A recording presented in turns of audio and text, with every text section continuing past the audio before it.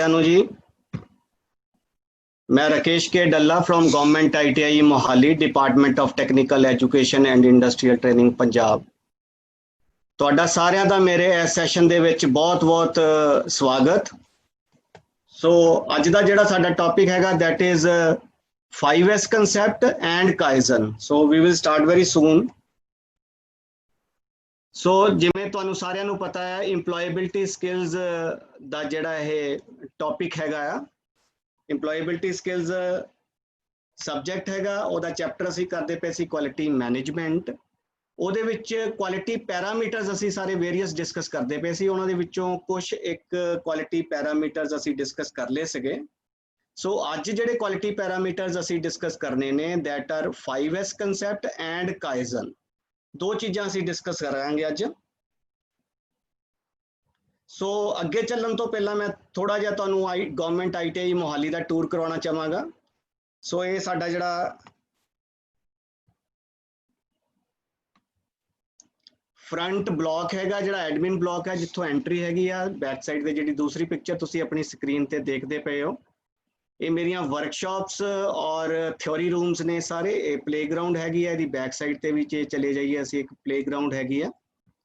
ਸੋ ਜੇ ਹੁਣ ਅਸੀਂ ਟ੍ਰੇਡਸ ਦੀ ਗੱਲ ਕਰਦੇ ਆ, ਵੂਮਨ ਇੰਸਟੀਚਿਊਟ ਹੈਗਾ ਆ, ਸਵਿੰਗ ਟੈਕਨੋਲੋਜੀ ਕੋਪਾ, then surface ornamentation techniques, secretarial practice English, draftsman civil, Punjabi stenography, draftsman mechanical, electronics mechanic, then ICT-SM, और इस दे नाल ही electronics mechanic and computer networking and hardware maintenance.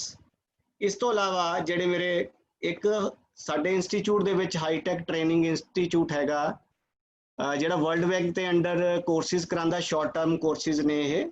ਇਹਨਾਂ ਦੇ ਵਿੱਚ ਦੋ ਕੋਰਸਿਸ industrial automation pneumatics and PLC, ਦੂਸਰਾ ਹੈਗਾ CNC ਪ੍ਰੋਗਰਾਮ।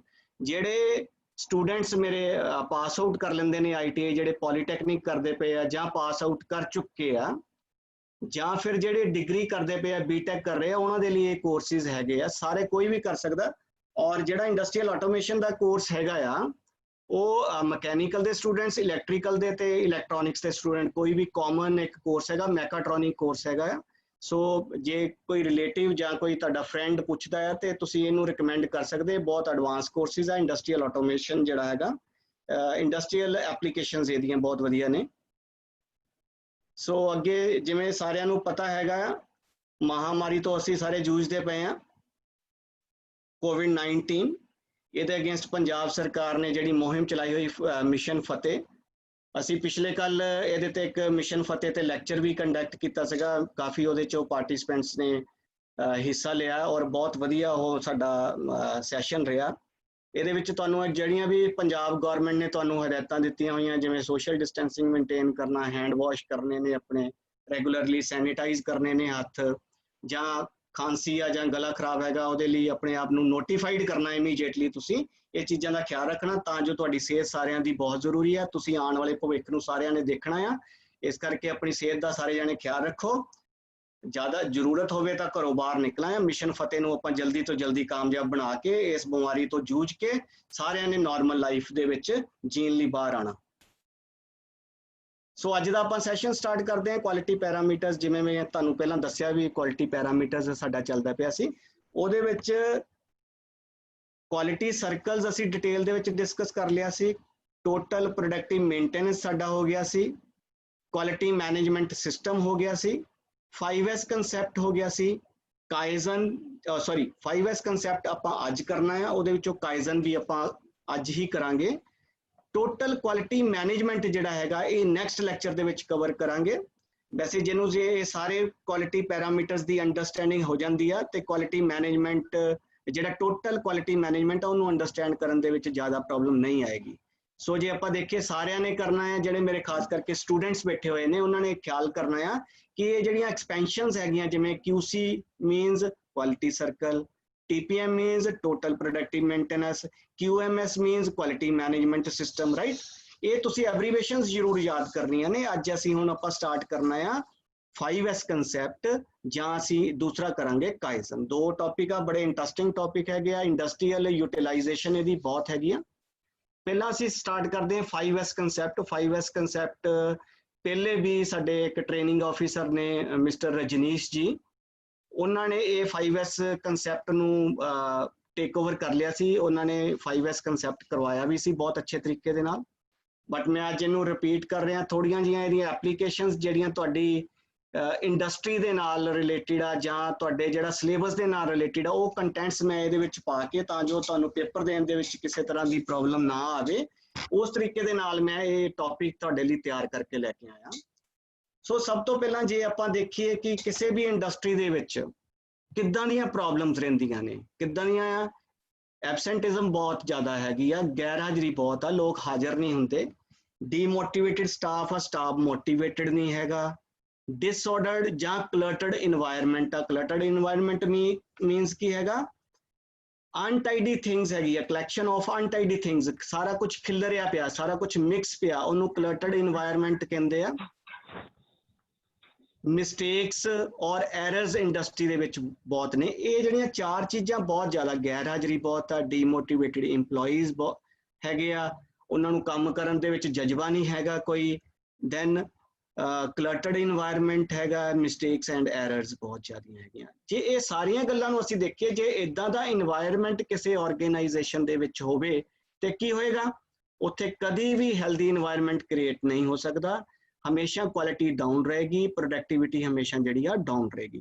ਇਹਦਾ ਜਿਹੜਾ ਸੋਲੂਸ਼ਨ ਹੈਗਾ, what is the solution of that? That is 5S, ਜਿਹੜਾ ਆਪਾਂ ਅੱਜ ਡਿਸਕਸ ਕਰਨਾ। 5S ਹੈ ਕੀ ਆ? ਸੋ ਸਭ ਤੋਂ ਪਹਿਲਾਂ ਜੈਪਨੀਜ਼ ਟਰਮ, ਨਾਰਮਲੀ ਜਿਹੜੇ ਕੁਆਲਿਟੀ ਟੂਲਸ ਜਾਂ ਕੁਆਲਿਟੀ ਪੈਰਾਮੀਟਰਸ ਆ, ਜੈਪਨੀਜ਼ ਟੈਕਨੀਕਸ ਹੀ ਹੈਗੀਆਂ। ਇਸੇ ਤਰ੍ਹਾਂ ਹੀ 5S ਵੀ ਜਿਹੜਾ ਹੈਗਾ ਉਹ ਜੈਪਨੀਜ਼ ਟੈਕਨੀਕ ਹੀ ਹੈਗਾ। ਹਾਊਸਕੀਪਿੰਗ ਟੈਕਨੀਕ ਆ। ਹਾਊਸਕੀਪਿੰਗ ਦਾ ਕੀ ਮਤਲਬ? ਰੱਖ ਰਖਾਵ ਟੈਕਨੀਕ ਹੈਗੀ ਆ। ਜੇ ਅਸੀਂ ਹਾਊਸਕੀਪਿੰਗ ਦੀ ਗੱਲ ਕਰਦੇ ਆ, ਇਹ ਜਿਹੜੀ 5S ਆਪਾਂ ਮੈਂ ਅੱਜ ਤੁਹਾਨੂੰ ਕਲੀਅਰ ਕਰਨ ਜਾ ਰਿਹਾ ਆ, 5S ਦੇ ਵਿੱਚ ਇਹ ਨਹੀਂ ਹੈ ਕਿ ਇਹ ਇੰਡਸਟਰੀਅਲ ਐਪਲੀਕੇਸ਼ਨਸ ਹੀ ਆ ਜਾਂ ਆਪਾਂ ਇੰਡਸਟਰੀ ਦੇ ਵਿੱਚ ਹੀ 5S ਨੂੰ ਅਡਾਪਟ ਕਰਨਾ। ਆਪਣੀ ਨਾਰਮਲ ਲਾਈਫ ਜਿਹੜੀ ਸਾਡੀ ਹੈਗੀ ਆ, ਉਹਦੇ ਵਿੱਚ ਵੀ ਆਪਾਂ 5S ਨੂੰ ਜੇ ਅਡਾਪਟ ਕਰੀਏ ਤਾਂ ਸਾਡੀ ਜਿਹੜੀ ਘਰ ਦੇ ਵਿੱਚ ਵਾਤਾਵਰਣ ਹੈਗਾ ਉਹ ਕਾਫੀ ਸੁਖਾਵਾਂ ਹੋ ਜਾਏਗਾ। ਸੋ ਆਪਾਂ ਕਿਤੇ ਵੀ ਇਸ 5S ਨੂੰ ਯੂਜ਼ ਕਰ ਸਕਦੇ ਹਾਂ, ਵਰਕਪਲੇਸ ਤੇ ਯੂਜ਼ ਕਰ ਸਕਦੇ ਹਾਂ, ਘਰ ਦੇ ਵਿੱਚ ਯੂਜ਼ ਕਰ ਸਕਦੇ ਹਾਂ, ਆਪਣੀਆਂ ਸ਼ਾਪਸ ਦੇ ਵਿੱਚ ਯੂਜ਼ ਕਰ ਸਕਦੇ ਹਾਂ, ਰਾਈਟ। ਸੋ ਇਹ ਬੇਸਿਕਲੀ ਹਾਊਸਕੀਪਿੰਗ ਟੈਕਨੀਕਸ ਆ। ਸੀਕ੍ਰੇਟ ਟੂ ਸਕਸੈਸ ਹੈਗਾ। ਇਹਨੂੰ ਜੇ ਆਪਾਂ ਅਡਾਪਟ ਕਰਾਂਗੇ ਤਾਂ ਪ੍ਰੋਡਕਟਿਵਿਟੀ ਇਨਹਾਂਸ ਹੋਏਗੀ, ਇੰਡਸਟਰੀ ਦੇ ਵਿੱਚ ਸੇਫਟੀ ਇਨਹਾਂਸ ਹੋਏਗੀ, ਵਧੇਗੀ, ਬੈਟਰ ਵਰਕਿੰਗ ਇਨਵਾਇਰਨਮੈਂਟ ਹੋਏਗਾ, ਕੰਸਿਸਟੈਂਟਲੀ ਹਾਈ ਕੁਆਲਿਟੀ ਪ੍ਰੋਸੈਸ, ਜਿਹੜੀ high quality consistent high quality product ਬਣੇਗਾ।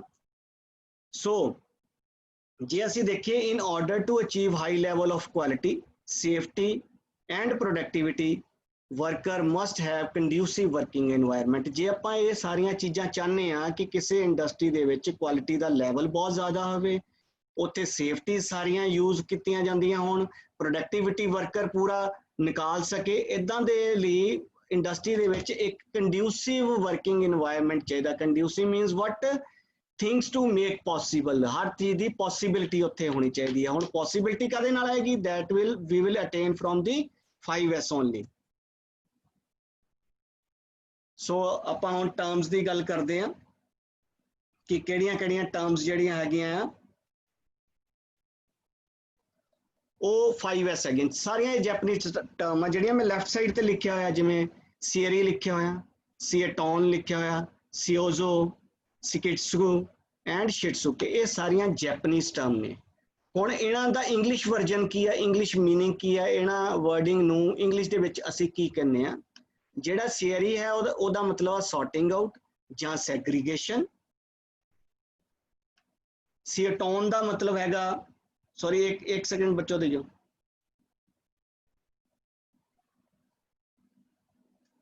ਸੀਏਟੋਨ ਮੀਨਸ ਸਿਸਟਮੈਟਿਕ ਅਰੇਂਜਮੈਂਟ, ਆਰਡਰਲੀਨੈਸ ਜਾਂ set in order, right. Seiso ਦਾ ਮੀਨਸ ਕਲੈਨੀਨੈਸ ਜਾਂ ਸ਼ਾਈਨ, ਸਿਕੈਟਸੂ ਦਾ ਮੀਨਸ ਸਟੈਂਡਰਡਾਈਜੇਸ਼ਨ, ਸ਼ਿਟਸੂਕੇ ਦਾ ਮਤਲਬ ਸੁਸਟੇਨ ਜਾਂ ਸੈਲਫ ਡਿਸਿਪਲਿਨ। ਹੁਣ ਤੁਸੀਂ ਪੇਪਰ ਦੇ ਲਈ ਜਿਹੜੇ ਮੇਰੇ ਸਟੂਡੈਂਟਸ ਬੈਠੇ ਹੋਏ ਆ, ਉਹਨਾਂ ਨੇ ਐਗਜ਼ਾਮ ਦੇ ਲਈ ਇਹ ਤਿਆਰ ਕਰਨਾ ਹੈ ਕਿ ਇਹ ਜੈਪਨੀਜ਼ ਟਰਮ ਦਾ ਮੀਨਿੰਗ ਕੀ ਹੈਗਾ। ਪੇਪਰ ਦੇ ਵਿੱਚ ਆਏਗਾ what do you mean by theory, right. ਤਾਂ ਉਹਦਾ ਕੀ ਮਤਲਬ ਆ, ਸੌਰਟਿੰਗ ਆਊਟ। ਜਾਂ ਦੂਸਰਾ ਆਪਸ਼ਨ ਆ ਸਕਦੀ ਸੈਗਰੀਗੇਸ਼ਨ, ਕਿਸੇ ਚੀਜ਼ ਨੂੰ ਅਲੱਗ-ਅਲੱਗ ਕਰਨਾ। ਸਿਓਟੋਨ ਦਾ ਮਤਲਬ ਸਿਸਟੇਮੈਟਿਕ ਅਰੇਂਜਮੈਂਟ ਹੈਗਾ। ਆਰਡਰਲੀਨੈਸ, ਇਹਨਾਂ ਵਿੱਚੋਂ ਕੋਈ ਵੀ ਆਪਸ਼ਨ ਤਿੰਨਾਂ ਦੇ ਵਿੱਚੋਂ ਆ ਸਕਦੀ, ਜਾਂ ਸੈਟ ਇਨ ਆਰਡਰ ਆ ਜਾਏਗਾ, ਤੁਸੀਂ ਉਹੀ ਆਪਸ਼ਨ ਜਿਹੜੀ ਆ ਚੂਜ਼ ਕਰਨੀ ਆ। ਸਿਓਜ਼ੋ ਮੀਨਸ ਕਲੈਨੀਨੈਸ, ਸ਼ਾਈਨ, ਸਿਕੈਟਸੂ ਦਾ ਮੀਨਸ ਸਟੈਂਡਰਡਾਈਜੇਸ਼ਨ ਹੈਗਾ, ਸ਼ਿਟਸੂਕੇ ਦਾ ਮੀਨਸ ਸਸਟੇਨ ਜਾਂ ਸੈਲਫ ਡਿਸਿਪਲਿਨ ਹੈਗਾ। ਇਹ ਸਾਰਿਆਂ ਨੇ ਆਪਣੇ ਮਾਈਂਡ ਦੇ ਵਿੱਚ ਰੱਖਣਾ ਆ। ਹੁਣ ਇੱਕ ਇੱਕ ਕਰਕੇ ਆਪਾਂ ਟਰਮਸ ਸਾਰੀਆਂ ਡਿਸਕਸ ਕਰਾਂਗੇ, ਰਾਈਟ। ਸੋ ਸਭ ਤੋਂ ਪਹਿਲਾਂ ਸੌਰਟਿੰਗ ਆਊਟ, ਸੈਗਰੀਗੇਸ਼ਨ। ਪਹਿਲਾਂ ਮੈਂ ਥੋੜਾ ਜਿਹਾ ਤੁਹਾਨੂੰ ਸਮਝਾਵਾਂਗਾ, ਫਿਰ ਮੈਂ ਇਹ ਜਿਹੜੀ ਮੇਰੀ ਸਲਾਈਡ ਹੈਗੀ ਉਹਨੂੰ ਰੀਡ ਆਊਟ ਕਰਕੇ ਤੁਹਾਨੂੰ ਦੱਸਾਂਗਾ। ਸੋ ਸੌਰਟਿੰਗ ਆਊਟ ਕੀ ਹੈਗਾ, ਜਿਹਦੇ ਆਪਾਂ ਵਰਕਸ਼ਾਪ ਦੇ ਵਿੱਚ ਜਾਂ ਇੰਡਸਟਰੀ ਦੇ ਵਿੱਚ ਕੰਮ ਕਰਦੇ ਹਾਂ, ਉੱਥੇ ਨਾਰਮਲੀ ਸਾਡੇ ਧਿਆਨ ਦੇ ਵਿੱਚ ਇਹ ਆਏਗਾ ਕਿ ਸਾਰੀਆਂ ਚੀਜ਼ਾਂ ਵਰਕਪਲੇਸ ਦੇ ਵਿੱਚ ਮਿਕਸ ਹੋ ਕੇ ਪਈਆਂ ਹੁੰਦੀਆਂ, ਜਿਵੇਂ ਨਟ ਬੋਲਟਸ ਹੋ ਗਏ, ਸਕਰੂਜ਼ ਹੋ ਗਏ, ਦੈਨ ਵੀ ਬੈਲਟਸ ਹੋ ਗਈਆਂ, ਬੈਰਿੰਗਸ ਹੋ ਗਏ, ਅਲੱਗ-ਅਲੱਗ ਕੰਪੋਨੈਂਟਸ ਜਿੰਨੇ ਵੀ ਹੈਗੇ ਆ ਉਹ ਸਾਰੀਆਂ ਮਿਕਸ ਪਈਆਂ ਹੁੰਦੀਆਂ।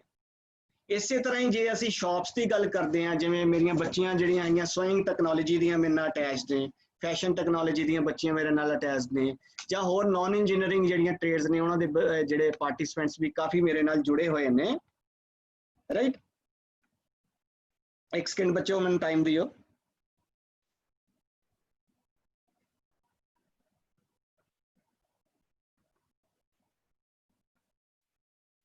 ਇੱਕ ਸਕਿੰਡ ਬੱਚੋ, ਰਾਈਟ। ਹੁਣ ਜਿਵੇਂ ਉਹ ਬੱਚੇ ਬੈਠੇ ਹੋਏ, ਕਿਸੇ ਨੇ ਬੁਟੀਕ ਆ ਕਿਸੇ ਦਾ, ਅਸੀਂ ਦੇਖਦੇ ਹਾਂ ਕਿ ਜਿਹੜੇ ਬੁਟੀਕ ਤੇ ਜਿਹੜੇ ਆਪਾਂ ਚਲੇ ਜਾਂਦੇ ਆ,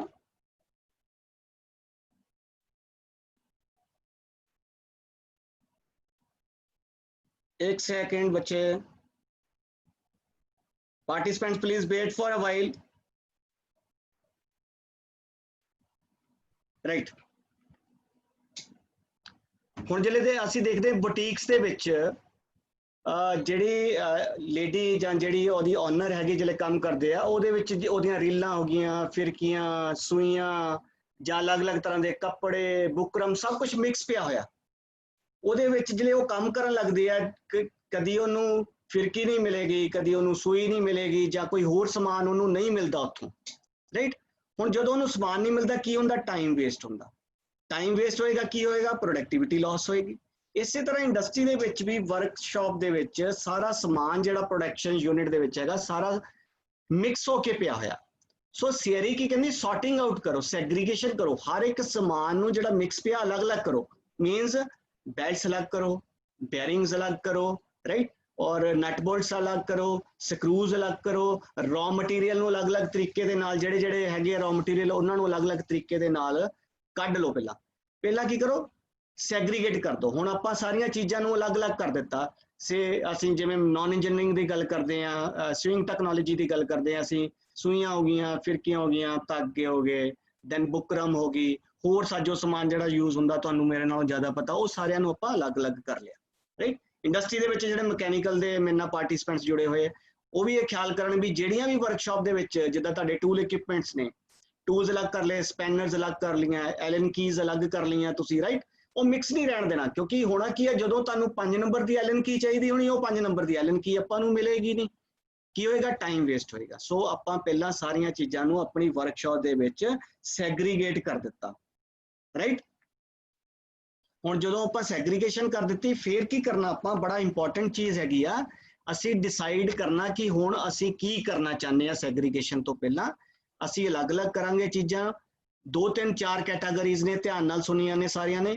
ਜਿਹੜੀਆਂ ਆਈਟਮਸ ਗੁੱਡ ਕੰਡੀਸ਼ਨ ਦੇ ਵਿੱਚ ਨੇ, ਜਾਂ ਜਿਹੜੀਆਂ ਰੀਵਰਕੇਬਲ ਹੋਆ, ਮੀਨਸ ਖਰਾਬ ਹੋਈਆਂ ਪਰ ਆਪਾਂ ਉਹਨਾਂ ਨੂੰ ਠੀਕ ਕਰ ਸਕਦੇ ਹਾਂ, ਜਾਂ ਜਿਹੜੀਆਂ ਰਿਜੈਕਟਡ ਨੇ, ਮੀਨਸ ਜਿਹੜੀਆਂ ਸਾਨੂੰ ਨਹੀਂ ਚਾਹੀਦੀਆਂ ਬਿਲਕੁਲ, ਰਾਈਟ। ਹੁਣ 3 ਕੈਟਾਗਰੀਆਂ ਬਣਾਤੀਆਂ। ਗੁੱਡ ਮੀਨਸ ਜਿਹੜੀ ਅੱਛੀ ਕੰਡੀਸ਼ਨ 'ਚ, ਰੀਵਰਕੇਬਲ ਮੀਨਸ ਜਿਹੜੀ ਠੀਕ ਕੀਤੀ ਜਾ ਸਕਦੀ ਹੈ, ਰਿਜੈਕਟਡ ਮੀਨਸ ਜਿਹੜੀ ਸਾਨੂੰ ਨਹੀਂ ਚਾਹੀਦੀ, ਰਾਈਟ। ਦੈਨ ਰਿਮੂਵ ਕਿਹੜੀਆਂ ਚੀਜ਼ਾਂ ਕਰਨੀਆਂ, ਜਿਹੜੀਆਂ ਅਨਨੈਸੈਸਰੀ ਪਈਆਂ, ਜਿਹੜੀਆਂ ਲੋੜ ਹੀ ਨਹੀਂ ਹੈਗੀ ਜਿਹੜੀਆਂ ਚੀਜ਼ਾਂ ਦੀ ਸਾਨੂੰ, ਉਹਨਾਂ ਨੂੰ ਆਪਾਂ ਰਿਮੂਵ ਕਰ ਦਿੱਤਾ। ਅਨਵਾਂਟਡ ਚੀਜ਼ਾਂ ਜਿਹੜੀਆਂ ਪਈਆਂ ਹੋਈਆਂ ਉਹ ਵੀ ਰਿਮੂਵ ਕਰ ਦਿੱਤੀਆਂ, ਰਾਈਟ। ਹੁਣ ਜਿਹੜੀਆਂ ਮਟੀਰੀਅਲ ਟੁੱਟਾ ਭੱਜਾ ਵਰਕਸ਼ਾਪ ਦੇ ਵਿੱਚ ਪਿਆ, ਅਸੀਂ ਉਹ ਵੀ ਕੱਢ ਦਿੱਤਾ। ਜਾਂ ਜਿਹੜਾ ਓਕੇਜਨਲੀ ਯੂਜ਼ਡ ਹੋਣਾ, ਕਦੀ ਕਦੀ ਕੋਈ ਮਟੀਰੀਅਲ ਯੂਜ਼ ਹੁੰਦਾ। ਇੱਕ ਹੋ ਸਕਦਾ ਸਾਨੂੰ ਜਿਹੜੇ ਵੱਡੇ ਵੱਡੇ ਸਪੈਨਰਸ ਨੇ ਜਿਨ੍ਹਾਂ ਨੂੰ ਤੁਸੀਂ ਮਕੈਨੀਕਲ ਦੇ ਪਾਰਟਿਸਪੈਂਟਸ ਪਾਨੇ ਕਹਿੰਦੇ, ਵੱਡੇ ਸਾਈਜ਼ ਦੇ ਪਾਨੇ, ਹੋ ਸਕਦਾ ਬਹੁਤ ਘੱਟ ਯੂਜ਼ ਹੁੰਦਾ ਹੋਵੇ, ਉਹਨੂੰ ਆਪਾਂ ਵਿੱਚ ਨਹੀਂ ਮਿਕਸ ਕਰਕੇ ਰੱਖਣਾ, ਫਿਰ ਉਹਨੂੰ ਕੀ ਕਰਾਂਗੇ, ਇੱਕ ਸਾਈਡ ਤੇ ਕੱਢ ਦਵਾਂਗੇ, ਰਾਈਟ। ਹੁਣ ਕੀ ਕੀਤਾ ਆਪਾਂ, ਗੁੱਡ ਚੀਜ਼ਾਂ, ਹੁਣ ਅੱਛੀ ਵਾਲੀਆਂ ਚੀਜ਼ਾਂ ਕੱਢ ਤਾਂ ਲਈਆਂ ਸਾਨੂੰ ਵਰਕ ਪਲੇਸ ਤੇ, ਪਰ ਚਾਹੀਦੀਆਂ ਨਹੀਂ ਹੈਗੀਆਂ ਪ੍ਰੋਸੈਸ ਦੇ ਵਿੱਚ, ਹਲੇ ਤੱਕ ਉਹਦੀ ਜ਼ਰੂਰਤ ਨਹੀਂ ਹੈਗੀ। ਜਿਹੜੀਆਂ ਰੀਵਰਕੇਬਲ ਉਹਨਾਂ ਨੂੰ ਆਪਾਂ ਠੀਕ ਕਰਕੇ ਰੱਖ ਲਿਆ, ਰਿਜੈਕਟਡ ਆਪਾਂ ਜਿਹੜੀਆਂ ਹੈਗੀਆਂ ਆਈਟਮਸ ਉਹਨਾਂ ਨੂੰ ਥਰੋ ਆਫ ਕਰ ਦਿੱਤਾ, ਉਹਨਾਂ ਨੂੰ ਵਰਕਸ਼ਾਪ ਦੇ ਵਿੱਚ ਰੱਖਣਾ ਹੀ ਨਹੀਂ ਹੈਗਾ, ਈਵਨ ਆਪਾਂ ਉਹਨਾਂ ਨੂੰ ਡਿਸਪੋਜ਼ ਆਫ ਕਰ ਦੇਣਾ, ਕੱਢ ਦੇਣਾ ਉੱਥੋਂ। ਸੋ ਜਿਹੜਾ ਮਟੀਰੀਅਲ ਟੁੱਟ ਗਿਆ ਜਾਂ ਓਕੇਜਨਲੀ ਯੂਜ਼ ਹੁੰਦਾ ਉਹ ਵੀ ਇੱਕ ਸਾਈਡ ਤੇ ਕਰ ਦੇਵਾਂਗੇ। ਜਿਹੜਾ ਰੀਵਰਕ ਦੀ ਰੀਵਰਕੇਬਲ ਆਈਟਮਸ, ਮੈਂ ਇੱਥੇ ਗੱਲ ਕੀਤੀ ਸੀ ਰੀਵਰਕੇਬਲ ਦੀ, ਜਿਹੜਾ ਰੀਵਰਕੇਬਲ ਮੇਰੀਆਂ ਆਈਟਮਸ ਨੇ ਉਹਨਾਂ ਨੂੰ ਮੈਂ ਰੀਵਰਕ ਕਰਾਂਗਾ, ਉਹਨਾਂ ਨੂੰ ਮੈਂ ਠੀਕ ਕਰਾਂਗਾ, ਠੀਕ ਕਰਕੇ ਇੱਕ ਸਾਈਡ ਤੇ ਰੱਖ ਦਾਂਗਾ, ਜਦੋਂ ਉਹਦੀ ਜ਼ਰੂਰਤ ਹੋਏਗੀ ਉਦੋਂ ਉਹਨੂੰ ਵਰਤਾਂਗਾ। Dispose of rejected items, rejected items ਤਾਂ ਡਿਸਪੋਜ਼ ਆਫ ਹੀ ਹੋ ਜਾ ਕਰ ਦੇਣੀ ਆਪਾਂ, ਕਿਉਂਕਿ ਉਹ ਨਾ ਤਾਂ ਠੀਕ ਹੋਣੀਆਂ ਨਾ ਉਹ ਚਾਹੀਦੀਆਂ ਨੇ। ਨੈਵਰ ਸੇ ਸੌਰੀ ਕਿ ਮੈਨੂੰ ਇਹ ਸਮਾਨ ਚੱਕ ਕੇ ਸਿੱਟਣਾ ਪੈ ਗਿਆ। ਸੇ ਟੇਕ ਦੀ example of R cupboard, cupboard ਦੇ ਵਿੱਚ ਕਿੰਨੇ ਤਰ੍ਹਾਂ ਦੇ ਕੱਪੜੇ ਪਏ ਹੁੰਦੇ ਆ। ਸੋ ਕਈ ਕੱਪੜੇ ਸਾਡੇ ਪੁਰਾਣੇ ਹੋ ਜਾਂਦੇ ਆ, ਜਾਂ ਸਾਡੇ ਕੱਪੜੇ ਆਂਦੇ ਨਹੀਂ ਹੈਗੇ ਆ, ਜਾਂ ਫੈਸ਼ਨ ਆਊਟ ਹੋ ਗਿਆ ਸੇ, ਤੇ ਫਿਰ ਕੀ ਕਰਾਂਗੇ ਅਸੀਂ, ਉਹ ਕਈ ਵਾਰੀ ਕੱਪੜਿਆਂ ਨੂੰ ਸਿੱਟਦੇ ਨਹੀਂ ਜਿਹੜੇ ਸਾਡੇ ਕਪਬੋਰਡ ਦੇ ਵਿੱਚ ਬਹੁਤ ਜ਼ਿਆਦਾ ਰਸ਼ ਪਿਆ ਰਹਿੰਦਾ, ਜਿਹੜੇ ਸਾਡੇ ਜ਼ਰੂਰਤ ਲਈ ਕੱਪੜੇ ਚਾਹੀਦੇ ਨੇ, ਡੇਲੀ ਆਪਾਂ ਕੱਪੜੇ ਜਿਹੜੇ ਪਾਣੇ ਹੁੰਦੇ ਆ, ਉਹ ਜ਼ਰੂਰਤ ਜਿਹੜੇ ਸਾਨੂੰ ਪੈਂਦੀ ਉਹ ਕੱਪੜਾ ਨਹੀਂ ਵਿੱਚੋਂ ਲੱਭਦਾ। ਜੇ ਅਸੀਂ ਕੱਢਣ ਲੱਗਦੇ ਆ ਕਿਉਂਕਿ ਉਹ ਬੜਾ ਹੌਚ-ਪੌਚ ਹੋ ਕੇ ਸਮਾਨ ਪਿਆ ਹੋਇਆ, ਕੋਈ ਵੀ ਅਸੀਂ ਚੀਜ਼ ਖਿੱਚਾਂਗੇ ਤਾਂ ਸਾਰਾ ਸਮਾਨ ਜਿਹੜਾ ਹੈ ਨੀਚੇ ਗਿਰ ਜਾਂਦਾ। ਸੋ ਜਿਹੜੇ ਰਿਜੈਕਟਡ ਹੀ ਹੋ ਗਏ, ਜਿਹੜੇ ਸਾਨੂੰ ਚਾਹੀਦੇ ਹੀ ਨਹੀਂ ਆ, ਉਹਨਾਂ ਨੂੰ ਇੱਕ ਸਾਈਡ ਤੇ ਕੱਢ ਹੀ ਦਿਓ, ਕਪਬੋਰਡ ਦੇ ਵਿੱਚ ਰੱਖਣ ਦੀ ਜ਼ਰੂਰਤ ਹੀ ਨਹੀਂ। ਇਸੇ ਤਰ੍ਹਾਂ ਇੰਡਸਟਰੀ ਦੇ ਵਿੱਚ ਜਿਹੜਾ ਸਮਾਨ ਨਹੀਂ ਚਾਹੀਦਾ ਉਹਨੂੰ ਇੱਕ ਸਾਈਡ ਤੇ ਕੱਢ ਦੇਣਾ ਆਪਾਂ, right. Ensure that everything left at work place is related to the work, ਇਹ ਪੁਆਇੰਟ ਬੜਾ ਇੰਪੋਰਟੈਂਟ ਆ। ਹੁਣ ਮੈਂ ਗੁੱਡ ਆਈਟਮਸ ਲੈ ਲਈਆਂ, ਰਾਈਟ, ਜਿਹੜੀਆਂ ਨਹੀਂ ਚਾਹੀਦੀਆਂ ਉਹ ਵੀ ਕੱਢ ਦਿੱਤੀਆਂ। ਹੁਣ ਮੈਂ ਵਰਕ ਪਲੇਸ ਦੇ ਵਿੱਚ ਕੁਝ ਚੀਜ਼ਾਂ ਮੈਨੂੰ ਚਾਹੀਦੀਆਂ ਹੁੰਦੀਆਂ ਆ, ਉਹਨਾਂ ਨੂੰ ਮੈਂ ਡਿਸਪੋਜ਼ ਆਫ ਨਹੀਂ ਕਰ ਸਕਦਾ। ਉਹ ਕੀ ਕਰਾਂਗਾ, ਸਿਰਫ ਕੰਮ ਨਾਲ ਸੰਬੰਧਿਤ ਜਿਹੜਾ ਮੇਰਾ ਸਮਾਨ ਪਿਆ ਹੋਇਆ ਉਹੀ ਮੈਂ ਆਪਣੇ ਵਰਕ ਪਲੇਸ ਤੇ ਰੱਖਾਂਗਾ, ਦੂਸਰਾ ਸਮਾਨ ਨਹੀਂ ਮੈਂ ਰੱਖਣਾ, ਰਸ਼ ਨਹੀਂ ਪਾਉਣਾ ਉੱਥੇ। Number of necessary item must be kept in absolute minimum, ਜਿੰਨੀਆਂ ਆਈਟਮਸ ਮੈਨੂੰ ਚਾਹੀਦੀਆਂ ਵੀ ਆ ਉਹ ਵੀ ਮੈਂ ਮਿਨੀਮਮ ਕੁਆਂਟੀਟੀ ਦੇ ਵਿੱਚ ਰੱਖਣੀਆਂ ਨੇ। ਸੇ ਮੈਨੂੰ ਨਟ ਬੋਲਟ ਚਾਹੀਦੇ ਨੇ, ਅੱਜ ਦੀ ਡੇਟ ਦੇ ਵਿੱਚ ਮੈਨੂੰ 1000 ਨਟ ਬੋਲਟ ਚਾਹੀਦਾ ਇੱਕ ਸਾਈਜ਼ ਦਾ, ਤੇ ਮੈਂ ਪ੍ਰੋਸੈਸ ਦੇ ਵਿੱਚ ਉਨੇ ਹੀ ਨਟ ਬੋਲਟ ਆਪਣੇ ਕੋਲ ਰੱਖਾਂਗਾ ਪ੍ਰੋਸੈਸ ਦੇ ਲਈ। ਸੁਪਰਵਾਈਜ਼ਰ ਉਨੇ ਹੀ ਨਟ ਬੋਲਟ ਸਵੇਰੇ ਕੱਢ ਕੇ ਆਪਣੇ ਵਰਕ ਪਲੇਸ ਦੇ ਉੱਤੇ ਲੈ ਜਾਏਗਾ ਕਿ ਅੱਜ ਇੰਨੇ ਕੁ ਨਟ ਬੋਲਟ ਮੈਨੂੰ ਚਾਹੀਦੇ, ਰਸ਼ ਨਹੀਂ ਪਾਣਾ ਉਸ ਚੀਜ਼ ਦੇ ਉੱਤੇ, ਰਾਈਟ। ਫਿਰ ਕੀ ਦੇਖਣਾ ਆਪਾਂ, ਆਲ ਟੂਲਸ, ਗੇਜਿਸ, ਮਟੀਰੀਅਲਸ ਕੀ ਆਪਣੇ ਸਪੈਸੀਫਾਈਡ ਜਗ੍ਹਾ ਤੇ ਹੈਗੀਆਂ ਸਟੋਰ ਦੇ ਵਿੱਚ, ਜਿੱਥੇ ਰੱਖਣੀਆਂ ਚਾਹੀਦੀਆਂ ਕੀ ਉੱਥੇ ਰੱਖੀਆਂ ਗਈਆਂ ਹੈ ਚੀਜ਼ਾਂ ਕਿ ਨਹੀਂ ਰੱਖੀਆਂ ਗਈਆਂ, ਰਾਈਟ। ਇਹ ਸਾਰਾ ਕੁਝ ਆਪਾਂ ਸੌਰਟਿੰਗ ਆਊਟ ਦੇ ਵਿੱਚ ਕਰਨਾ, ਚੀਜ਼ਾਂ ਨੂੰ ਅਲੱਗ-ਅਲੱਗ ਕਰਨਾ, ਜਿਹੜੀਆਂ ਨਹੀਂ ਚਾਹੀਦੀਆਂ ਉਹ ਸਿੱਟ ਦੇਵਾਂਗੇ, ਰਿਜੈਕਟਡ ਨੂੰ ਸਿੱਟ ਦੇਵਾਂਗੇ, ਜਿਹੜੀਆਂ ਅੱਛੀਆਂ ਪਰ ਕਦੀ-ਕਦੀ ਚਾਹੀਦੀਆਂ ਨੇ ਉਹਨਾਂ ਨੂੰ ਆਪਾਂ ਇੱਕ ਸਾਈਡ ਤੇ ਰੱਖ ਦੇਵਾਂਗੇ। ਮਿਨੀਮਮ ਕੁਆਂਟੀਟੀ ਆਪਾਂ ਜਿਹੜੀ ਆ ਵਰਕ ਪਲੇਸ ਦੇ ਉੱਤੇ ਵਰਕਸ਼ਾਪ ਦੇ ਵਿੱਚ ਰੱਖਾਂਗੇ। ਹੁਣ ਸਾਰੀਆਂ ਚੀਜ਼ਾਂ ਆਪਾਂ ਅਲੱਗ-ਅਲੱਗ ਕਰ ਦਿੱਤੀਆਂ। ਸੇ ਨੋ ਨੈਕਸਟ, ਇਹਦੇ ਵਿੱਚ ਇੱਕ ਜੈਪਨੀਜ਼ ਨੇ ਟੈਕਨੀਕ ਬਣਾਈ ਆ, ਰੈੱਡ ਟੈਗ ਟੈਕਨੀਕ। ਹੁਣ ਆਪਾਂ ਕਰਨਾ ਕੀ ਆ, ਸਾਰੇ ਸਟਾਫ ਨੂੰ ਇੰਡਸਟਰੀ ਦੇ ਵਿੱਚ ਇੱਕ ਰੈੱਡ ਟੈਗਸ ਦੇ ਦੇਣੇ ਨੇ। ਸਾਰੇ ਸਟਾਫ ਨੂੰ ਅਸੀਂ ਇਹ ਕਹਿਣਾ ਵੀ ਵਰਕਸ਼ਾਪ ਦੇ ਵਿੱਚ ਮੂਵ ਕਰਕੇ ਦੇਖੋ, ਆਪਣੇ ਵਰਕ ਪਲੇਸ ਦੇ ਉੱਤੇ ਮੂਵ ਕਰਕੇ ਦੇਖੋ, ਜਿਹੜੀਆਂ ਚੀਜ਼ਾਂ ਤੁਹਾਨੂੰ ਉੱਥੇ ਚਾਹੀਦੀਆਂ ਨੇ ਜਾਂ ਨਹੀਂ ਚਾਹੀਦੀਆਂ ਨੇ ਉਹ ਫਾਈਂਡ ਆਊਟ ਕਰੋ।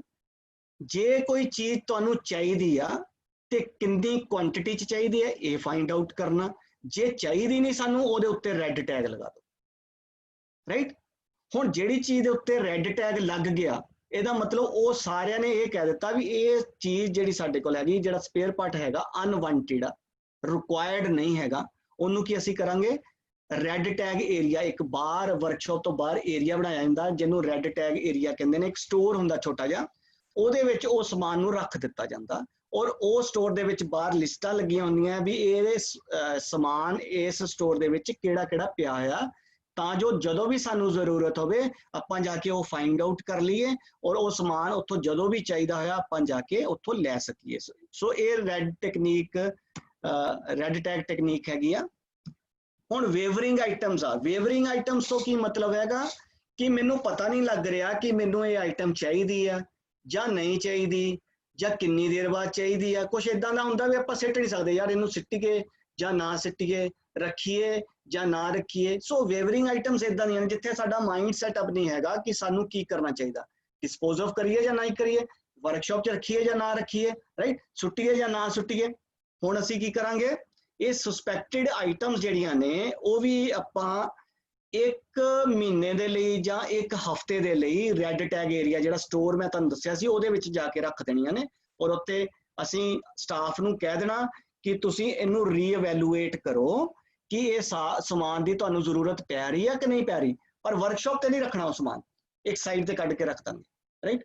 ਹੁਣ ਸਟਾਫ ਨੇ ਰੀਇਵੈਲੂਏਟ ਕੀਤਾ ਕਿ ਸੇ ਉਹਨੂੰ ਜ਼ਰੂਰਤ ਪੈ ਰਹੀ, ਹਾਂ ਯਾਰ ਮੈਨੂੰ ਤਾਂ ਦੂਸਰੇ ਦਿਨ ਬਾਅਦ ਜ਼ਰੂਰਤ ਪੈਂਦੀ ਪਈ ਹੈ ਸਮਾਨ ਦੀ, ਫਿਰ ਕੀ ਕੀਤਾ ਜਾਏਗਾ, ਜੇ ਜ਼ਰੂਰਤ ਪੈ ਰਹੀ ਹੈ ਉਹਨੂੰ ਦੁਬਾਰਾ ਵਰਕ ਪਲੇਸ ਤੇ ਲੈ ਕੇ ਆਇਆ ਜਾਏਗਾ, ਵਾਪਸ ਕਰਾਂਗੇ। ਜੇ ਨਹੀਂ ਜ਼ਰੂਰਤ ਪੈ ਰਹੀ ਤਾਂ ਉਹ ਰੈੱਡ ਟੈਗ ਏਰੀਆ ਦੇ ਵਿੱਚ ਹੀ ਸਮਾਨ ਪਿਆ ਰਹੇਗਾ। ਇਸ ਤਰੀਕੇ ਦੇ ਨਾਲ ਆਪਾਂ ਵੇਵਰਿੰਗ ਆਈਟਮਸ ਨੂੰ ਫਾਈਂਡ ਆਊਟ ਕਰ ਸਕਦੇ ਹਾਂ ਕਿ ਕਿਹੜਾ ਸਮਾਨ ਸਾਡਾ ਕਿੱਥੇ ਜਾਏਗਾ। ਹੁਣ ਜਿਹੜੀਆਂ ਚੀਜ਼ਾਂ ਆਪਾਂ ਅਲੱਗ-ਅਲੱਗ ਕਰ ਲਈਆਂ, ਕੋਈ ਗੁੱਡ ਕੰਡੀਸ਼ਨ, ਕੋਈ ਰੀਵਰਕੇਬਲ ਕੰਡੀਸ਼ਨਸ, ਕੋਈ ਵੇਵਰਿੰਗ ਆਈਟਮਸ ਦੀ ਜਿਹੜੀ ਮੈਂ ਗੱਲ ਕੀਤੀ ਸੀ, ਉਹਨਾਂ ਦੀ ਆਰਗੇਨਾਈਜੇਸ਼ਨ ਕਿਵੇਂ ਕਰਨੀ ਆ। 3 ਤਰ੍ਹਾਂ ਦੀਆਂ ਪ੍ਰਾਇੋਰਟੀਜ਼ ਹੁੰਦੀਆਂ ਨੇ, low priorities, average priorities and high priorities. ਖਾਸ ਕਰਕੇ ਦੇਖਣਾ, ਹੁਣ ਲੋ ਪ੍ਰਾਇੋਰਟੀਜ਼ ਦੇ ਵਿੱਚ ਜਿਹੜੀ ਕੋਈ ਆਈਟਮ ਸਾਲ ਦੇ ਵਿੱਚ 1 ਵਾਰੀ ਚਾਹੀਦੀ ਆ, ਰਾਈਟ, ਜਾਂ 2 ਸਾਲ ਦੇ ਵਿੱਚ 1 ਵਾਰੀ ਚਾਹੀਦੀ ਆ, ਉਹਨਾਂ ਨੂੰ ਥਰੋ ਅਵੇ ਕਰ ਦਾਂਗੇ ਜਾਂ ਕਿਸੇ ਅਲੱਗ ਜਗ੍ਹਾ ਤੇ ਜਾ ਕੇ ਸਟੋਰ ਕਰ ਦੇਵਾਂਗੇ। ਕੁਛ ਦੀ ਐਵਰੇਜ ਪ੍ਰਾਇੋਰਟੀ ਹੁੰਦੀ ਹੈ, means once in a month ਔਰ ਵਨਸ ਇਨ ਅ ਵੀਕ, ਇਦਾਂ ਦੀ ਆਈਟਮ ਨੂੰ ਅਸੀਂ ਰੱਖਣਾ ਤਾਂ ਆਪਣੇ ਕੋਲ ਆ ਸਟੋਰ ਦੇ ਵਿੱਚ, ਪਰ ਰੱਖਣਾ ਆਫਲਾਈਨ, ਮੀਨਸ ਪ੍ਰੋਸੈਸ ਵਾਲੀ ਲਾਈਨ 'ਚ ਨਹੀਂ ਰੱਖਿਆ ਜਾਏਗਾ, ਉਹਨੂੰ ਇੱਕ ਆਫਲਾਈਨ ਰੱਖੋ, ਜਦੋਂ ਜ਼ਰੂਰਤ ਆ ਉਦੋਂ ਜਾ ਕੇ ਚੱਕਣਾ, ਆਪਾਂ ਇਮੀਡੀਏਟਲੀ ਅਪਰੋਚੇਬਲ ਹੋਵੇ ਉਹ item, right. High item means daily ਸਾਨੂੰ ਚਾਹੀਦੀ ਆ, ਇੱਕ ਆਈਟਮ ਸਾਨੂੰ ਡੇਲੀ ਰਿਕੁਆਇਰਡ ਆ, ਉਹ ਤਾਂ ਹਮੇਸ਼ਾ ਆਪਾਂ ਵਰਕ ਪਲੇਸ ਤੇ ਹੀ ਰੱਖਣੀ ਆ, ਤਾਂ ਜੋ ਸਾਡਾ ਵਰਕ ਜਿਹੜਾ ਹੈਗਾ, ਕੰਮ ਜਿਹੜਾ ਹੈਗਾ ਆ, ਉਹ ਸਫਰ ਨਾ ਕਰੇ। ਇਹ 3 ਤਰੀਕਿਆਂ ਦੇ ਨਾਲ ਆਪਾਂ ਆਰਗੇਨਾਈਜੇਸ਼ਨ ਕਰਨੀ ਆ ਆਪਣੇ ਸੈਗਰੀਗੇਸ਼ਨ ਕੀਤੇ ਸਮਾਨ ਦੀ। ਹੁਣ ਸੀਰੀ ਦਾ ਇਫੈਕਟ ਕੀ ਹੋਏਗਾ, ਸੀਰੀ ਦਾ ਇਫੈਕਟ ਕੀ ਹੈਗਾ, ਸਭ ਤੋਂ ਪਹਿਲਾਂ ਸਿੰਪਲੀਫਿਕੇਸ਼ਨ ਆਫ ਟਾਸਕ, ਕੰਮ ਕਰਨਾ ਸਾਡਾ ਸੌਖਾ ਹੋ ਗਿਆ। ਇਫੈਕਟਿਵ ਯੂਜ਼ ਆਫ ਸਪੇਸ, ਦੇਖੋ ਇੰਨਾ ਰਸ਼ ਪਿਆ ਹੋਇਆ ਸੀ ਵਰਕ ਪਲੇਸ ਦੇ ਉੱਤੇ, ਸੇ 2000 ਸਮਾਨ ਪਿਆ ਹੋਇਆ ਸੀ, 2000 ਸਪੇਅਰ ਪਾਰਟ ਸੀ, ਮਿਲੇ ਪਏ ਸੀ, ਮਿਕਸ ਹੋਏ ਪਏ ਸੀ। ਹੁਣ ਆਪਾਂ ਉਹਨਾਂ ਨੂੰ ਅਲੱਗ-ਅਲੱਗ ਕੀਤਾ, ਜਿਹੜਾ ਨਹੀਂ ਚਾਹੀਦਾ ਚੱਕ ਕੇ ਇੱਕ ਸਾਈਡ ਤੇ ਲੈ ਗਏ, ਕਦੀ ਚਾਹੀਦਾ ਉਹਨਾਂ ਨੂੰ ਇੱਕ ਸਾਈਡ ਤੇ ਰੱਖ ਦਿੱਤਾ। ਆਪਾਂ ਵਰਕ ਪਲੇਸ ਤੇ ਉਨਾ ਹੀ ਸਮਾਨ ਰੱਖਿਆ ਜਿੰਨਾ ਸਾਨੂੰ ਚਾਹੀਦਾ ਹੁੰਦਾ। ਕੀ ਹੋਇਆ, ਉੱਥੇ ਜਗ੍ਹਾ ਬਣ ਜਾਏਗੀ ਕੰਮ ਕਰਨ ਨੂੰ। Even you take the example of your cupboard ਦੇ ਵਿੱਚੋਂ ਜਿਹੜੇ ਓਕੇਜਨਲੀ ਯੂਜ਼ ਹੋਣ ਵਾਲੇ ਤੁਹਾਡੇ ਕੱਪੜੇ ਨੇ, ਉਹਨਾਂ ਨੂੰ ਆਪਾਂ ਕਿਤੇ ਹੋਰ ਰੱਖ ਦਿੱਤਾ, ਰਾਈਟ।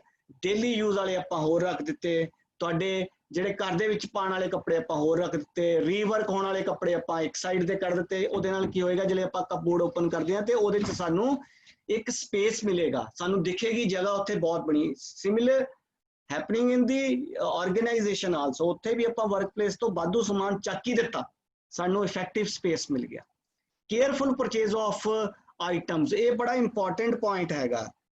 ਹੁਣ ਅਸੀਂ ਕੋਈ ਬੇਅਰਿੰਗ ਲੱਭਦੇ ਪਏ ਆ, ਸਮਾਨ ਮੇਰਾ ਖਿਲਰਿਆ ਪਿਆ ਆ, ਸਾਨੂੰ ਪਤਾ ਹੀ ਨਹੀਂ ਬੇਅਰਿੰਗ ਸਾਡੇ ਕੋਲ ਪਿਆ ਆ, ਅਸੀਂ ਲੱਭੀ ਗਏ, ਜ਼ਰੂਰਤ ਪਈ, ਸਾਨੂੰ ਮਿਲਿਆ ਨਹੀਂ, ਆਪਾਂ ਮਾਰਕੀਟ ਦੇ ਵਿੱਚੋਂ ਨਵਾਂ ਬੇਅਰਿੰਗ ਖਰੀਦ ਲਿਆ, 6000 ਰੁਪਏ ਦਾ ਹੈਗਾ, 2000 ਦਾ ਹੈਗਾ ਜਾਂ 600 ਜਿੰਨੇ ਵੀ ਉਹਦੀ ਕਾਸਟ ਹੈਗੀ, ਆਪਾਂ ਸਮਾਨ ਖਰੀਦ ਲਿਆ, ਲਗਾਤਾ।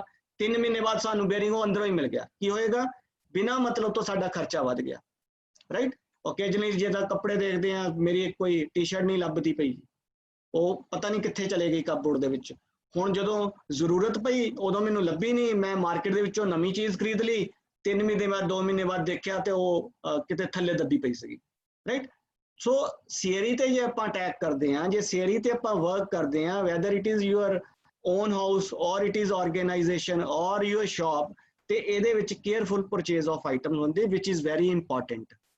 ਲੋ ਐਕਸੀਡੈਂਟ ਰੇਟਸ, ਓਬਵੀਅਸ ਜੇ ਆਪਾਂ ਰਸ਼ ਉੱਥੋਂ ਘਟਾ ਦਾਂਗੇ, ਰਸ਼ ਦੇ ਨਾਲ ਐਕਸੀਡੈਂਟ ਰੇਟ ਵੀ ਜਿਹੜਾ ਮੇਰਾ ਆ ਬਹੁਤ ਘਟ ਜਾਏਗਾ। ਦੂਸਰਾ ਹੈਗਾ ਸੀਓਟੋਨ, ਉਹ ਹੈਗਾ ਸੈਟ ਇਨ ਆਰਡਰ ਜਾਂ ਆਰਡਰਲੀਨੈਸ। ਹੁਣ ਆਪਾਂ ਚੀਜ਼ਾਂ ਨੂੰ ਜਿਹੜੀਆਂ ਜ਼ਰੂਰਤ ਆ ਉਹ ਵਰਕ ਪਲੇਸ ਦੇ ਉੱਤੇ ਰੱਖ ਲੀਆਂ, ਅਨਵਾਂਟਿਡ ਚੀਜ਼ਾਂ ਨੂੰ ਇੱਕ ਸਾਈਡ ਤੇ ਕਰ ਦਿੱਤਾ, ਜਿਹਦੇ ਨਾਲ ਸਾਨੂੰ ਸਪੇਸ ਮਿਲ ਗਿਆ। ਹੁਣ ਇਸ਼ੂ ਕੀ ਆ ਗਿਆ ਕਿ ਜਿਹੜੀਆਂ ਚੀਜ਼ਾਂ ਸਾਨੂੰ ਵਰਕ ਪਲੇਸ ਤੇ ਚਾਹੀਦੀਆਂ ਨੇ, ਕਿ ਉਹ ਐਜ਼ ਪਰ ਪ੍ਰੋਸੈਸ ਆਪਣੀ ਆਪਣੀ ਜਗ੍ਹਾ ਤੇ ਪਈਆਂ ਹੋਈਆਂ, ਰਾਈਟ। ਸੇ ਹੈਮਰ ਆ, ਮੈਨੂੰ ਹੈਮਰ ਚਾਹੀਦਾ, ਸੇ ਪਲਾਇਰ ਆ, ਮੈਨੂੰ ਪਲਾਇਰ ਚਾਹੀਦੀ ਹੈ। ਹੁਣ ਪਲਾਇਰ ਜਦੋਂ ਮੈਂ ਲੱਭਣ ਲੱਗਦਾ ਮੈਨੂੰ ਲੱਭਦੀ ਨਹੀਂ ਪਈ, ਕਿੱਥੇ ਪਈ ਹੋਈ ਵਰਕਪਲੇਸ ਦੇ ਉੱਤੇ। ਇਹਦੇ ਵਿੱਚ ਕੀ ਕਰਨਾ, ਮੈਂ ਇੱਕ ਵਾਰੀ ਜਿਹੜੇ ਮੈਂ ਅਨਵਾਂਟਿਡ ਚੀਜ਼ਾਂ ਨੂੰ ਹਟਾ ਦਿੱਤਾ, ਫਿਰ ਉਹਨਾਂ ਨੂੰ ਆਪਾਂ ਵਰਕਪਲੇਸ ਤੇ ਅਰੇਂਜਮੈਂਟ ਕਰਨ ਤੇ ਆਣਾ। ਲੈਫਟ ਓਵਰ ਜਿਹੜੀਆਂ ਚੀਜ਼ਾਂ ਪਈਆਂ ਨੇ ਉਹਦੇ ਲਈ ਕੀ ਕਰਨਾ, ਹਰ ਜਿਹੜਾ ਵੀ ਮੇਰਾ ਟੂਲ ਇਕਵਿਪਮੈਂਟ ਹੈਗਾ, ਜਿਹੜਾ ਵੀ ਮੇਰਾ ਰॉ ਮਟੀਰੀਅਲਸ ਹੈਗਾ, ਜੋ ਵੀ ਸਾਜੋ ਸਮਾਨ ਮੈਂ ਜ਼ਰੂਰਤ ਵਾਲਾ ਵਰਕਪਲੇਸ ਤੇ ਰੱਖਣਾ ਆ, ਉਹਦੇ ਪਲੇਸ ਐਲੋਕੇਟ ਕਰਨੇ ਆ ਕਿ ਕਿਹੜਾ ਮੇਰਾ ਸਮਾਨ ਕਿੱਥੇ ਰੱਖਿਆ ਜਾਏਗਾ, ਰਾਈਟ। ਇਹਦੇ ਨਾਲ ਕੀ ਆ, ਫਿਰ ਉਹਦੀਆਂ ਡੈਜ਼ਿਗਨੇਟਿਡ ਲੋਕੇਸ਼ਨਸ ਨੂੰ ਮੈਂ ਡੈਜ਼ਿਗਨੇਟ ਕਰਨਾ, ਟੈਗਸ ਲਗਾਣੇ, ਉਹਦੇ ਤੇ ਲੇਬਲਸ ਲਗਾਣੇ ਕਿ ਆਹ ਵਾਲੀ ਚੀਜ਼ ਇੱਥੇ ਪਈ ਹੋਈ ਆ। Ensure everything is available at the needed places, ਫਿਰ ਮੈਂ ਇੰਸ਼ੋਰ ਕਰਨਾ ਕਿ ਜਿੱਥੇ ਮੈਂ ਚਾਹਨਾ ਕਿ ਉੱਥੇ ਸਮਾਨ ਮੇਰਾ ਪਿਆ ਹੋਇਆ ਕਿ ਨਹੀਂ ਪਿਆ ਹੋਇਆ। ਫਿਰ ਮੈਂ ਇੰਪਲੋਈਜ਼ ਨੂੰ ਵੀ ਟ੍ਰੇਨਡ ਕਰਨਾ ਆ ਕਿ ਉਹਨਾਂ ਦੇ ਵਿੱਚ ਇੱਕ ਡਿਸਿਪਲਿਨ ਆਵੇ ਤਾਂ ਜੋ ਉਹ ਸਮਾਨ ਜਿੱਥੋਂ ਚੱਕਣ ਉੱਥੇ ਜਾ ਕੇ ਦੁਬਾਰਾ ਰੱਖਣ। ਸੇ ਮੈਂ ਇੱਕ ਜਗ੍ਹਾ ਤੇ ਹੈਮਰਸ ਰੱਖ ਦਿੱਤੇ, ਇੱਕ ਜਗ੍ਹਾ ਤੇ ਮੈਂ ਰਿਵਟਸ ਰੱਖ ਦਿੱਤੀਆਂ, ਮੈਨੂੰ ਰਿਵਟ ਦੀ ਜ਼ਰੂਰਤ ਪੈ ਗਈ, ਮੈਂ ਜਾ ਕੇ ਰਿਵਟ ਚੱਕੀ, ਰਿਵਟ ਨੂੰ ਯੂਜ਼ ਕੀਤਾ, 3 ਰਿਵਟਸ ਮੈਂ ਚੱਕੀਆਂ ਸੀਗੀਆਂ, 3 ਰਿਵਟਸ ਨੂੰ ਵਿੱਚੋਂ 2 ਰਿਵਟਸ ਮੈਂ ਯੂਜ਼ ਕਰ ਲਈਆਂ, 1 ਰਿਵਟਸ ਮੈਂ ਉੱਥੇ ਕੰਮ ਕਰਕੇ ਛੱਡ ਦਿੱਤੀ, ਰਾਈਟ।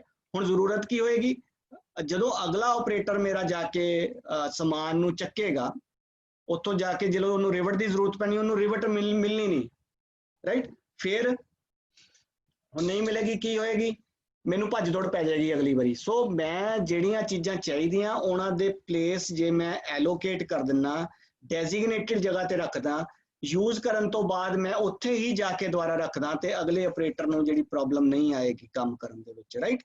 ਸੋ ਮੈਂ ਵਰਕਰਸ ਨੂੰ ਵੀ, ਆਪਣੇ ਇੰਪਲੋਈਜ਼ ਨੂੰ ਵੀ ਟ੍ਰੇਨਡ ਕਰਨਾ ਆ ਕਿ ਆਪਣੀ ਜਗ੍ਹਾ ਤੇ ਜਾ ਕੇ ਯੂਜ਼ ਕਰਨ ਤੋਂ ਬਾਅਦ ਸਮਾਨ ਰੱਖਿਆ ਜਾਵੇ। ਇਹ ਸਾਰਾ ਸੀਓਟੋਨ ਸਾਨੂੰ ਸਿਖਾਉਂਦਾ। ਹੁਣ ਮੈਂ ਸੀਓਟੋਨ ਦੇ ਵਿੱਚ ਕਿਹੜੀਆਂ ਚੀਜ਼ਾਂ ਕਰਨੀਆਂ, ਸੀਓਟੋਨ ਮੈਂ ਕਰਤਾ, ਸੈਟ ਇਨ ਆਰਡਰ ਮੈਂ ਕਰ ਦਿੱਤਾ, ਸਾਰੀਆਂ ਚੀਜ਼ਾਂ ਮੈਂ ਸੈਗਰੀਗੇਟ ਕਰ ਦਿੱਤੀਆਂ। ਹੁਣ ਕੀ ਹੋਇਆ, ਮੈਂ ਚੈੱਕ ਕਰਨਾ ਕਿ ਮੇਰੇ ਜਿਹੜੇ ਪੈਸੇजेस ਹੈਗੇ ਆ ਜਾਂ ਸਟੋਰੇਜ ਪਲੇਸਿਸ ਹੈਗੀਆਂ, ਕੀ ਉਹ ਕਲੀਅਰਲੀ ਮੈਂ ਮਾਰਕ ਕਰ ਦਿੱਤੀਆਂ ਵੀ ਕਿਹੜੀ ਚੀਜ਼ ਮੈਂ ਕਿੱਥੇ ਰੱਖਣੀ ਹੈ, ਕਿਹੜਾ ਪੈਸੇਜ ਕਿਹੜੇ ਤਰੀਕੇ ਦੇ ਨਾਲ ਬਣਾਇਆ ਜਾਏਗਾ।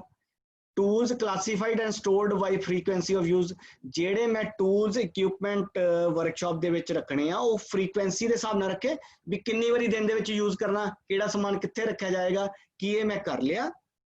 ਬੇਸਿਕਲੀ ਚੈੱਕ ਪੁਆਇੰਟਸ ਹੈਗੇ ਆ ਕਿ ਮੈਂ ਆਡਿਟ ਕਰਨਾ ਕਿ ਜੋ ਮੈਂ ਕਹਿੰਦਾ ਪਿਆ ਹੈ ਉਹਦੇ ਮੁਤਾਬਕ ਮੈਂ ਕੰਮ ਕਰ ਲਿਆ ਜਾਂ ਉਹਦੇ ਮੁਤਾਬਕ ਕੰਮ ਹੁੰਦਾ ਪਿਆ ਜਾਂ ਨਹੀਂ ਹੁੰਦਾ ਪਿਆ। ਪੈਲੇਟਸ ਕੀ ਹੁੰਦੇ ਨੇ, ਜਿਹਨਾਂ ਦੇ ਉੱਤੇ ਸਮਾਨ ਰੱਖਿਆ ਜਾਂਦਾ ਇੰਡਸਟਰੀ ਦੇ ਵਿੱਚ, ਕੀ ਉਹ ਪ੍ਰੋਪਰਲੀ ਸਟੈਕਡ ਆ, ਇਦਾਂ ਦਾ ਤਾਂ ਨਹੀਂ ਕੋਈ ਰੱਖਿਆ ਹੋਇਆ ਕਿ ਅਨਬੈਲੈਂਸਡ ਆ, ਮੇਰਾ ਸਮਾਨ ਗਿਰ ਜਾਏਗਾ। ਸੇਫਟੀ ਇਕਵਿਪਮੈਂਟ ਜਿਹੜੇ ਅਸੈਸਿਬਲ ਹੈਗੇ ਲਾਈਕ ਫਾਇਰ ਐਕਸਟਿੰਗੁਇਸ਼ਰ ਜਿਹੜੇ ਹੈਗੇ ਆਪਣੀ ਜਗ੍ਹਾ ਤੇ ਪਏ ਹੋਏ ਆ ਜਾਂ ਨਹੀਂ ਪਏ ਹੋਏ, ਰਾਈਟ। ਟ੍ਰੇਸੇਬਿਲਿਟੀ ਉਹਨਾਂ ਦੀ ਹੈਗੀ ਆ, ਇਹ ਨਾ ਹੋਵੇ ਜ਼ਰੂਰਤ ਪਵੇ ਤਾਂ ਮੈਨੂੰ ਮਿਲੇ ਹੀ ਨਾ, ਰਾਈਟ। ਫਲੋਰ ਇਨ ਗੁੱਡ ਕੰਡੀਸ਼ਨ, ਜਿਹੜਾ ਫਲੋਰ ਹੈਗਾ ਆ ਉਹ ਅੱਛੀ ਕੰਡੀਸ਼ਨ ਦੇ ਵਿੱਚ ਹੈਗਾ ਆ ਜਾਂ ਨਹੀਂ ਹੈਗਾ। ਇਹ ਸਾਰੀਆਂ ਚੀਜ਼ਾਂ ਜਿਹੜੀਆਂ ਆ ਸੀਓਟੋਨ ਦੇ ਵਿੱਚ ਮੈਂ ਚੈੱਕ ਕਰਨੀਆਂ ਨੇ ਕਰਨ ਤੋਂ ਬਾਅਦ। ਹੁਣ ਸੀਓਟੋਨ ਦਾ ਇਫੈਕਟ ਕੀ ਆਏਗਾ, ਸਭ ਤੋਂ ਪਹਿਲਾਂ ਦੇਖੋ ਮੈਂ ਚੀਜ਼ਾਂ ਨੂੰ ਸੈਗਰੀਗੇਟ ਕਰ ਦਿੱਤਾ, ਸੈਟ ਇਨ ਆਰਡਰ ਕਰ ਦਿੱਤਾ। ਸੈਟ ਇਨ ਆਰਡਰ ਕਰ ਦਿੱਤਾ, ਜਦੋਂ ਮੈਨੂੰ ਚੀਜ਼ ਚਾਹੀਦੀ ਮੈਂ ਇਮੀਡੀਏਟਲੀ ਚੱਕ ਲਈ, ਉਹਦੇ ਨਾਲ ਕੀ ਹੋਏਗਾ, ਮੇਰੀ ਜਿਹੜੀ ਆ ਐਫੀਸ਼ੀਐਂਸੀ ਇਨਕਰੀਜ਼ ਹੋਏਗੀ ਕੰਮ ਕਰਨ ਦੀ, ਵਰਕ ਫਲੋ ਮੇਰਾ ਇਫੈਕਟਿਵ ਹੋ ਜਾਏਗਾ, ਵਰਕਰ ਜਿਹੜਾ ਮੇਰਾ ਪ੍ਰੋਡਕਟਿਵ ਹੋ ਜਾਏਗਾ। ਸੋ ਪੇਪਰ ਦੇ ਵਿੱਚ ਕਈ ਵਾਰੀ ਆਉਂਦਾ which is the effect of the seiton, which of the following is the effect of seiton, ਤੇ ਇਨਕਰੀਜ਼ਡ ਐਫੀਸ਼ੀਐਂਸੀ ਵੀ ਉਹਦਾ ਇਫੈਕਟ ਹੈਗਾ, ਇਫੈਕਟਿਵਨੈਸ ਵੀ ਉਹਦਾ ਹੈਗਾ, ਵਰਕਰਸ ਬਿਕਮ ਪ੍ਰੋਡਕਟਿਵ ਵੀ ਉਹਦਾ ਇਫੈਕਟ ਹੈਗਾ। ਹੁਣ ਅਸੀਂ ਗੱਲ ਕਰਦੇ ਹਾਂ ਸੀਓਜ਼ੋ ਦੀ, ਕਲੈਨੀਨੈਸ, ਸਫਾਈ। ਹੁਣ ਮੈਂ ਕੀ ਕੀਤਾ, ਹਰ ਇੱਕ ਚੀਜ਼ ਦੀ ਸੈਗਰੀਗੇਸ਼ਨ ਕਰ ਦਿੱਤੀ। ਸੈਗਰੀਗੇਸ਼ਨ ਕਰਨ ਤੋਂ ਬਾਅਦ ਮੈਂ ਸਾਰੀਆਂ ਚੀਜ਼ਾਂ ਨੂੰ ਸੈਟ ਇਨ ਆਰਡਰ ਕਰ ਦਿੱਤਾ, ਆਪਣੀ ਜਗ੍ਹਾ ਤੇ ਰੱਖ ਦਿੱਤਾ। ਹੁਣ ਮੈਨੂੰ ਵਰਕ ਪਲੇਸ ਦਿਖਣਾ ਸ਼ੁਰੂ ਹੋ ਗਿਆ, ਖੁੱਲੀ ਜਗ੍ਹਾ ਦਿਖਣੀ ਸ਼ੁਰੂ ਹੋ ਗਈ ਮੈਨੂੰ।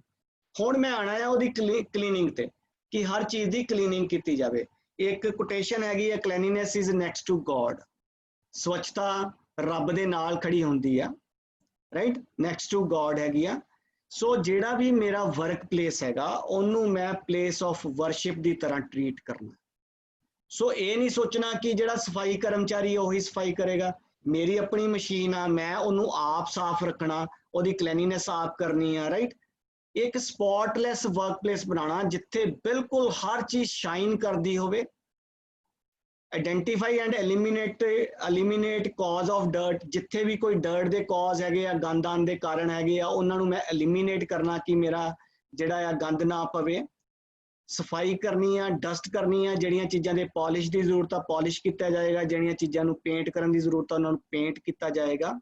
ਸੋ ਡਿਵਾਈਡ ਏਰੀਆਜ਼ ਇਨਟੂ ਜ਼ੋਨਸ। ਇਹਦੇ ਵਿੱਚ ਕੀ ਕਰਦੇ ਆ ਆਪਾਂ, ਕਲੀਨਿਨੈਸ ਦੇ ਲਈ ਅਲੱਗ-ਅਲੱਗ ਜ਼ੋਨ ਡਿਵਾਈਡ ਕਰ ਦਿੰਦੇ ਆ ਕਿ ਇਸ ਵਾਲੇ ਡਿਪਾਰਟਮੈਂਟ ਦੇ ਵਿੱਚ ਇਸ ਹਿੱਸਿਆਂ ਦੀ ਕਲੀਨਿੰਗ ਦੀ ਰਿਸਪੌਂਸਿਬਿਲਟੀ ਇਸ ਟੀਮ ਦੀ ਹੈਗੀ ਆ, ਇਸ ਹਿੱਸੇ ਦੀ ਕਲੀਨਿੰਗ ਦੀ ਰਿਸਪੌਂਸਿਬਿਲਟੀ ਇਸ ਬੰਦੇ ਦੀ ਹੈਗੀ ਆ, ਰਾਈਟ। ਸੋ ਮੈਂ ਏਰੀਆਜ਼ ਜਿਹੜੇ ਆ ਉਹ ਡਿਵਾਈਡ ਕਰ ਦਿੱਤੇ ਤਾਂ ਜੋ ਸਾਰੇ ਜਣੇ ਆਪਣੇ ਆਪਣੇ ਏਰੀਆ ਦੀ ਕਲੀਨਿੰਗ ਕਰਨੀ ਸਟਾਰਟ ਕਰ ਦੇਣ।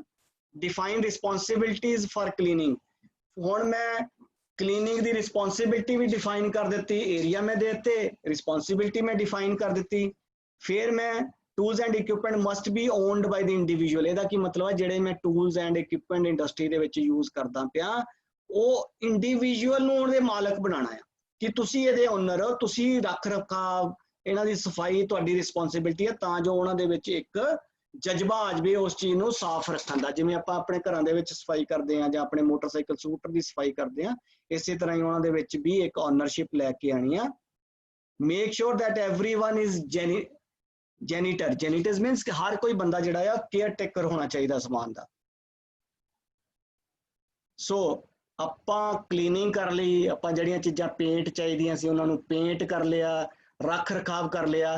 ਹੁਣ ਸਿਓਜ਼ੋ ਦੇ ਵਿੱਚ ਜਿਹੜਾ ਆਪਾਂ ਪਹਿਲੀ ਗੱਲ ਤਾਂ ਵਰਕ ਪਲੇਸ ਨੂੰ ਇਸ ਤਰੀਕੇ ਦੇ ਨਾਲ ਦੇਖਣਾ ਕਿ ਜਿਵੇਂ ਅਸੀਂ ਉੱਥੇ ਇੱਕ ਵਿਜ਼ਿਟਰ ਹੋਈਏ, ਜਿਵੇਂ ਕੋਈ ਬਾਹਰੋਂ ਆਉਂਦਾ ਉਹਨੂੰ ਇੱਕਦਮ ਪਤਾ ਲੱਗ ਜਾਂਦਾ ਵੀ ਆਹ ਚੀਜ਼ ਤੇ ਗੰਦ ਪਿਆ ਹੋਇਆ, ਰਾਈਟ। ਇੱਕ ਵਿਜ਼ਿਟਰ ਦੀ ਨਜ਼ਰ ਦੇ ਨਾਲ ਆਪਾਂ ਆਪਣੇ ਵਰਕ ਪਲੇਸ ਨੂੰ ਦੇਖਾਂਗੇ। ਸੋ ਇਹ ਪੋਜ਼ਿਟਿਵ ਐਟੀਟਿਊਡ ਆਪਣੇ ਵਿੱਚ ਲੈ ਕੇ ਆਣਾ।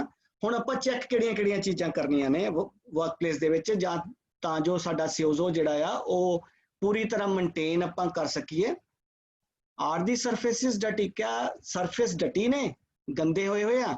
R the machines and equipment ਡਟੀ? ਮਸ਼ੀਨ ਐਂਡ ਇਕਵਿਪਮੈਂਟ ਮੇਰਾ ਡਟੀ ਹੈਗਾ ਆ, ਗੰਦਾ ਆ? ਵਾਇਰਸ ਐਂਡ ਪਾਈਪਸ ਮੇਰੀਆਂ ਡਟੀ ਨੇ, ਉਹਨਾਂ ਤੇ ਸਟੇਨ ਲੱਗੀਆਂ ਹੋਈਆਂ ਕੋਈ? Are shaded light bulbs and light reflectors reflects dirt? ਜਿਹੜੇ ਬਲਬਸ ਲੱਗੇ ਹੋਏ ਆ ਜਾਂ ਰਿਫਲੈਕਟਰ ਲੱਗੇ ਹੋਏ ਆ ਉਹਨਾਂ ਤੋਂ ਕੋਈ ਡਰਟ ਰਿਫਲੈਕਟ ਕਰਦੀ ਪਈ ਆ? ਸੋ ਜੇ ਉਹ ਕਰਦੀ ਪਈ ਆ ਜਾਂ ਇਹਨਾਂ ਦਾ ਜਵਾਬ ਨੋ ਆਂਦਾ ਪਿਆ, ਸੇ R the surfaces ਡਟੀ? Yes ਡਟੀ, right. The machines R and equipment ਡਟੀ? Yes ਡਟੀ।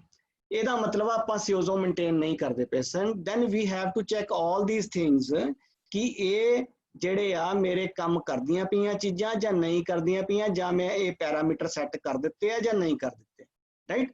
ਇਹ ਮੇਰੇ ਚੈੱਕਸ ਨੇ। Next is ਸਿਕੈਟਸੂ। ਸਿਕੈਟਸੂ ਕੀ ਹੈਗਾ? ਸਟੈਂਡਰਡਾਈਜੇਸ਼ਨ। ਹੁਣ ਮੈਂ ਹਰ ਤਰ੍ਹਾਂ ਦਾ ਕੰਮ ਕਰ ਲਿਆ, ਸੈਗਰੀਗੇਸ਼ਨ ਕਰ ਲਈ, ਸੈਟ ਇਨ ਆਰਡਰ ਕਰ ਲਿਆ, ਕਲੀਨਿਨੈਸ ਕਰ ਲਈ, ਰਾਈਟ। ਫਿਰ ਮੈਂ ਆਣਾ ਸਟੈਂਡਰਡਾਈਜੇਸ਼ਨ ਤੇ। ਸਟੈਂਡਰਡਾਈਜੇਸ਼ਨ ਕੀ ਕਹਿੰਦੀ ਪਈ ਆ?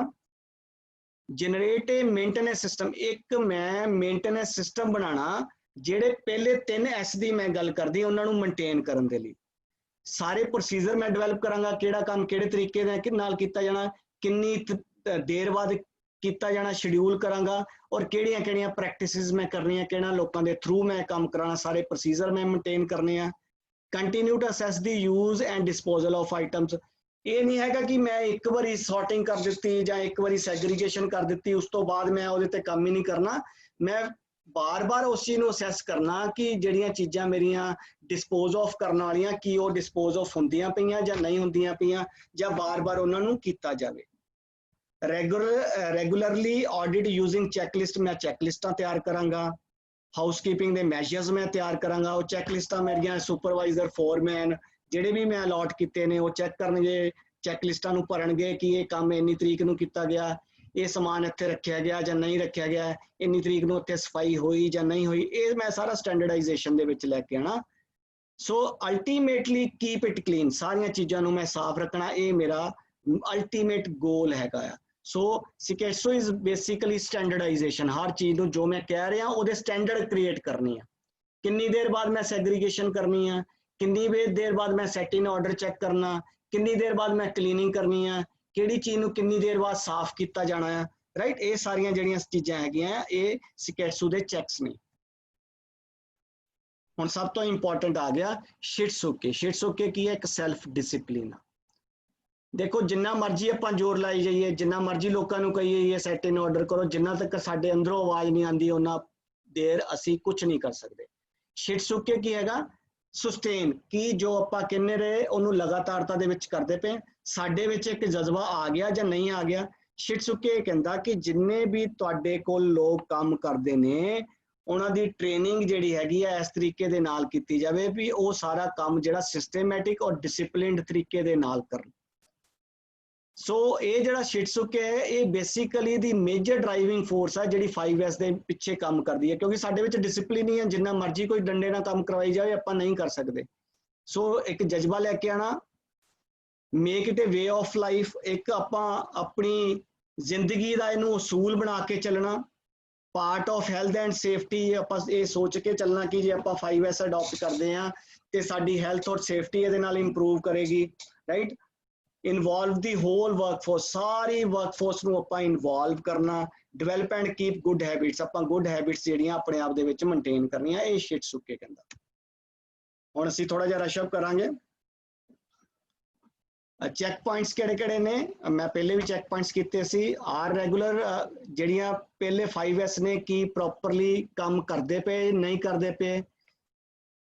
Do people clean up without reminder, ਕਿ ਲੋਕਾਂ ਨੂੰ ਬਾਰ-ਬਾਰ ਯਾਦ ਤਾਂ ਨਹੀਂ ਕਰਵਾਉਣਾ ਪੈ ਰਿਹਾ ਵੀ ਇਹ ਕਲੀਨਿੰਗ ਕਰਨੀ ਸੀਗੀ, ਤੁਸੀਂ ਬਾਰ-ਬਾਰ ਜਾ ਕੇ ਕਰੋ ਜੀ ਇਦਾਂ ਤਾਂ ਨਹੀਂ ਕਰਵਾਉਣਾ ਪੈ ਰਿਹਾ। Do people follow rules and instructions, ਕੀ ਲੋਕ ਰੂਲ ਐਂਡ ਰੈਗੂਲੇਸ਼ਨਸ ਨੂੰ ਫੋਲੋ ਕਰਦੇ ਪਏ ਆ। ਡੂ ਪੀਪਲ ਅਸੈਂਬਲ ਟਾਈਮ, ਕੀ ਲੋਕ ਟਾਈਮ ਸਿਰ ਆਪਣੇ ਕੰਮ ਤੇ ਇਕੱਠੇ ਹੋ ਜਾਂਦੇ ਆ ਜਾਂਦੇ ਆਪਣੇ ਕੰਮ ਤੇ ਕਿ ਨਹੀਂ ਆਉਂਦੇ ਪਏ। ਇਹ ਸਾਰੇ ਜਿਹੜੇ ਆ ਸ਼ਿਟਸੁਕੇ ਦੇ ਚੈਕਸ ਨੇ, ਆਪਾਂ ਕਿਹੜੇ ਤਰੀਕੇ ਦੇ ਨਾਲ ਚੈੱਕ ਕਰਨਾ ਕਿ ਸ਼ਿਟਸੁਕੇ ਇੰਪਲੀਮੈਂਟ ਹੋ ਰਿਹਾ ਜਾਂ ਨਹੀਂ ਹੋ ਰਿਹਾ। ਹੁਣ 5S ਦੀਆਂ ਐਡਵਾਂਟੇजेस ਆਪਾਂ ਫਟਾਫਟ ਪੜ੍ਹਦੇ ਹਾਂ। ਕਲੀਨ, ਜੇ ਆਪਾਂ 5S ਅਡਾਪਟ ਕਰਾਂਗੇ ਤੇ ਕਲੀਨ ਐਂਡ ਟਾਈਡੀ ਵਰਕਪਲੇਸ ਬਣੇਗਾ, ਜਿਹਦੇ ਨਾਲ ਸਾਡਾ ਸਟਾਫ ਜਿਹੜਾ ਮੋਟੀਵੇਟ ਰਹੇਗਾ। ਕੰਪਨੀ ਇਮੇਜ ਇੰਪਰੂਵ ਹੋਏਗੀ, ਹੈਲਥ ਐਂਡ ਸੇਫਟੀ ਇੰਪਰੂਵ ਹੋਏਗੀ, ਰਾਈਟ। ਮਸ਼ੀਨ ਦੀ ਮੇਨਟੇਨੈਂਸ ਇੰਪਰੂਵ ਹੋਏਗੀ, ਕੁਆਲਿਟੀ ਇੰਪਰੂਵ ਹੋਏਗੀ, ਪ੍ਰੋਡਕਟਿਵਿਟੀ ਇੰਪਰੂਵ ਹੋਏਗੀ। ਇਹ ਸਾਰੇ ਸਾਡੇ 5S ਦੇ ਬੈਨੀਫਿਟਸ ਨੇ, ਰਾਈਟ। ਉਸ ਤੋਂ ਬਾਅਦ ਸਮੂਥ ਵਰਕਿੰਗ ਹੋਏਗੀ ਕਿਉਂਕਿ ਆਬਸਟੈਕਲ ਕੋਈ ਨਹੀਂ ਰਹਿਣਾ। ਡੇਵੀਏਸ਼ਨਸ ਨਾਲ no problem, everyone knows where the things are supposed to be, ਕਿੱਥੇ ਕਿੱਥੇ ਕਿਹੜੀ ਕਿਹੜੀ ਚੀਜ਼ ਰੱਖਣੀ ਆ। 5S ਨਾਲ ਸਾਨੂੰ ਪਤਾ ਲੱਗਦਾ। ਟਾਈਮ ਸੇਵਿੰਗ ਹੁੰਦੀ ਹੈ, ਮੈਂ ਪਹਿਲਾਂ ਐਕਸਪਲੇਨ ਕਰ ਚੁੱਕਾ। ਐਕਸੀਡੈਂਟ ਐਂਡ ਮਿਸਟੇਕਸ ਮਿਨੀਮਾਈਜ਼ਡ ਹੁੰਦੀਆਂ ਨੇ। ਇਨਕਰੀਜ਼ਡ ਸਪੇਸ, ਵਰਕਪਲੇਸ ਦੇ ਉੱਤੇ ਸਾਨੂੰ ਕੰਮ ਕਰਨ ਨੂੰ ਜ਼ਿਆਦਾ ਜਗ੍ਹਾ ਮਿਲਦੀ ਆ। ਕ੍ਰੀਏਟਸ ਵਰਕਪਲੇਸ ਓਨਰਸ਼ਿਪ, ਇੱਕ ਓਨਰਸ਼ਿਪ ਸਾਡੇ ਵਿੱਚ ਇਹਦੇ ਨਾਲ ਡਿਵੈਲਪ ਹੁੰਦੀ ਆ, ਰਾਈਟ। ਥੋੜਾ ਜਿਹਾ ਟੌਪਿਕ ਲੰਬਾ ਹੈਗਾ ਆ, ਇੱਕ ਖਿਆਲ ਕਰਨਾ ਕਈ ਵਾਰੀ ਐਗਜ਼ਾਮ ਦੇ ਵਿੱਚ ਆ ਜਾਂਦਾ।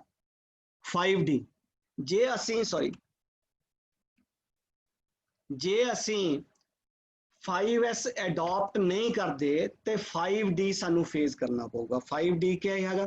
ਹੁਣ ਅਸੀਂ ਕਲੀਨਿੰਗ ਨਹੀਂ ਕੀਤੀ, ਆਪਾਂ ਸੈਟ ਇਨ ਆਰਡਰ ਨਹੀਂ ਕੀਤਾ, ਅਸੀਂ ਹੋਰ ਕੰਮ ਨਹੀਂ ਕੀਤੇ, ਕੀ ਕਰ ਰਹੇ ਆ? ਹਰ ਕੰਮ ਡਿਲੇ ਹੋਏਗੀ, ਡਿਕਲਾਈਨ ਪ੍ਰੋਫਿਟ ਹੋਏਗਾ, ਡਿਸਸੈਟਿਸਫਾਈਡ ਕਸਟਮਰਸ ਹੋਣਗੇ, ਡਿਫੈਕਟਸ ਹੋਏਗਾ, डिमोरलाइज्ड एम्प्लॉइज होंगे। याद रखना, जे असी 5S अडॉप्ट नहीं करते किसी ऑर्गेनाइजेशन दे, then we have to face 5D paper दे विच आंदा आ कि which of the following is a part of 5D।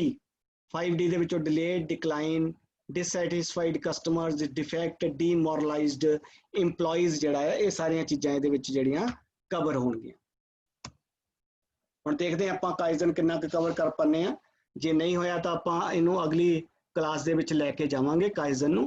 So kaizen भी बेसिकली जिहड़ी है मैनेजमेंट टेक्निक है एक। सो दो वर्ड ने, काइजन अपना अगला पैरामीटर स्टार्ट हो गया बेटा, 5S खत्म हो गया हम, राइट। काइजन आप हुण स्टार्ट करन लगे हैं। सो काइजन जैपनीज टर्म दो वर्ड्स तो बने आया, काए KAI काए प्लस जेन ZEN जेन, काइजन। ਹੁਣ ਜੈਪਨੀਜ਼ ਦੇ ਵਿੱਚ ਕਾਏ ਦਾ ਮੀਨਿੰਗ ਆ ਕੰਟੀਨਿਊਸ ਔਰ ਜ਼ੈਨ ਜ਼ੈਨ ਦਾ ਮਤਲਬ ਆ ਇੰਪਰੂਵਮੈਂਟ। ਜੇ ਆਪਾਂ ਦੋਨਾਂ ਨੂੰ ਇਕੱਠਾ ਕਰ ਦਈਏ ਕਾਇਜ਼ਨ ਤੇ means continuous improvement, right. Paper ਦੇ ਵਿੱਚ ਆਂਦਾ ਆ ਕਿ what do you mean by ਕਾਇਜ਼ਨ? ਕਾਇਜ਼ਨ means continuous improvement, right? Change to become good. ਸੋ ਕਾਈਜ਼ਨ ਜਿਹੜਾ ਹੈਗਾ ਆ ਕੰਟੀਨਿਊਸ ਇੰਪਰੂਵਮੈਂਟ ਇੱਕ ਇਦਾਂ ਦੀ ਪਾਲਿਸੀ ਹੈਗੀ ਆ ਜਿਹਦੇ ਵਿੱਚ ਮੈਨੇਜਮੈਂਟ EMPLOYEES ਨੂੰ ਕਹਿੰਦੀ ਆ ਕਿ ਆਪਣੇ ਕੰਮ ਤੋਂ ਇਲਾਵਾ ਜੋ ਤੁਸੀਂ ਡੇਲੀ ਕੰਮ ਕਰਦੇ ਹੋ ਡੇਲੀ ਕੋਈ ਨਾ ਕੋਈ ਛੋਟਾ ਛੋਟਾ ਇਨਕਰੀਮੈਂਟਲ ਕੰਮ ਤੁਸੀਂ ਕਰਕੇ ਜਾਣਾ ਤਾਂ ਜੋ ਤੁਹਾਡੇ ਵਰਕ ਪਲੇਸ ਦੀ ਐਫੀਸ਼ੀਐਂਸੀ ਔਰ ਕੁਆਲਿਟੀ ਜਿਹੜੀ ਆ ਇੰਪਰੂਵ ਹੋ ਸਕੇ ਰਾਈਟ।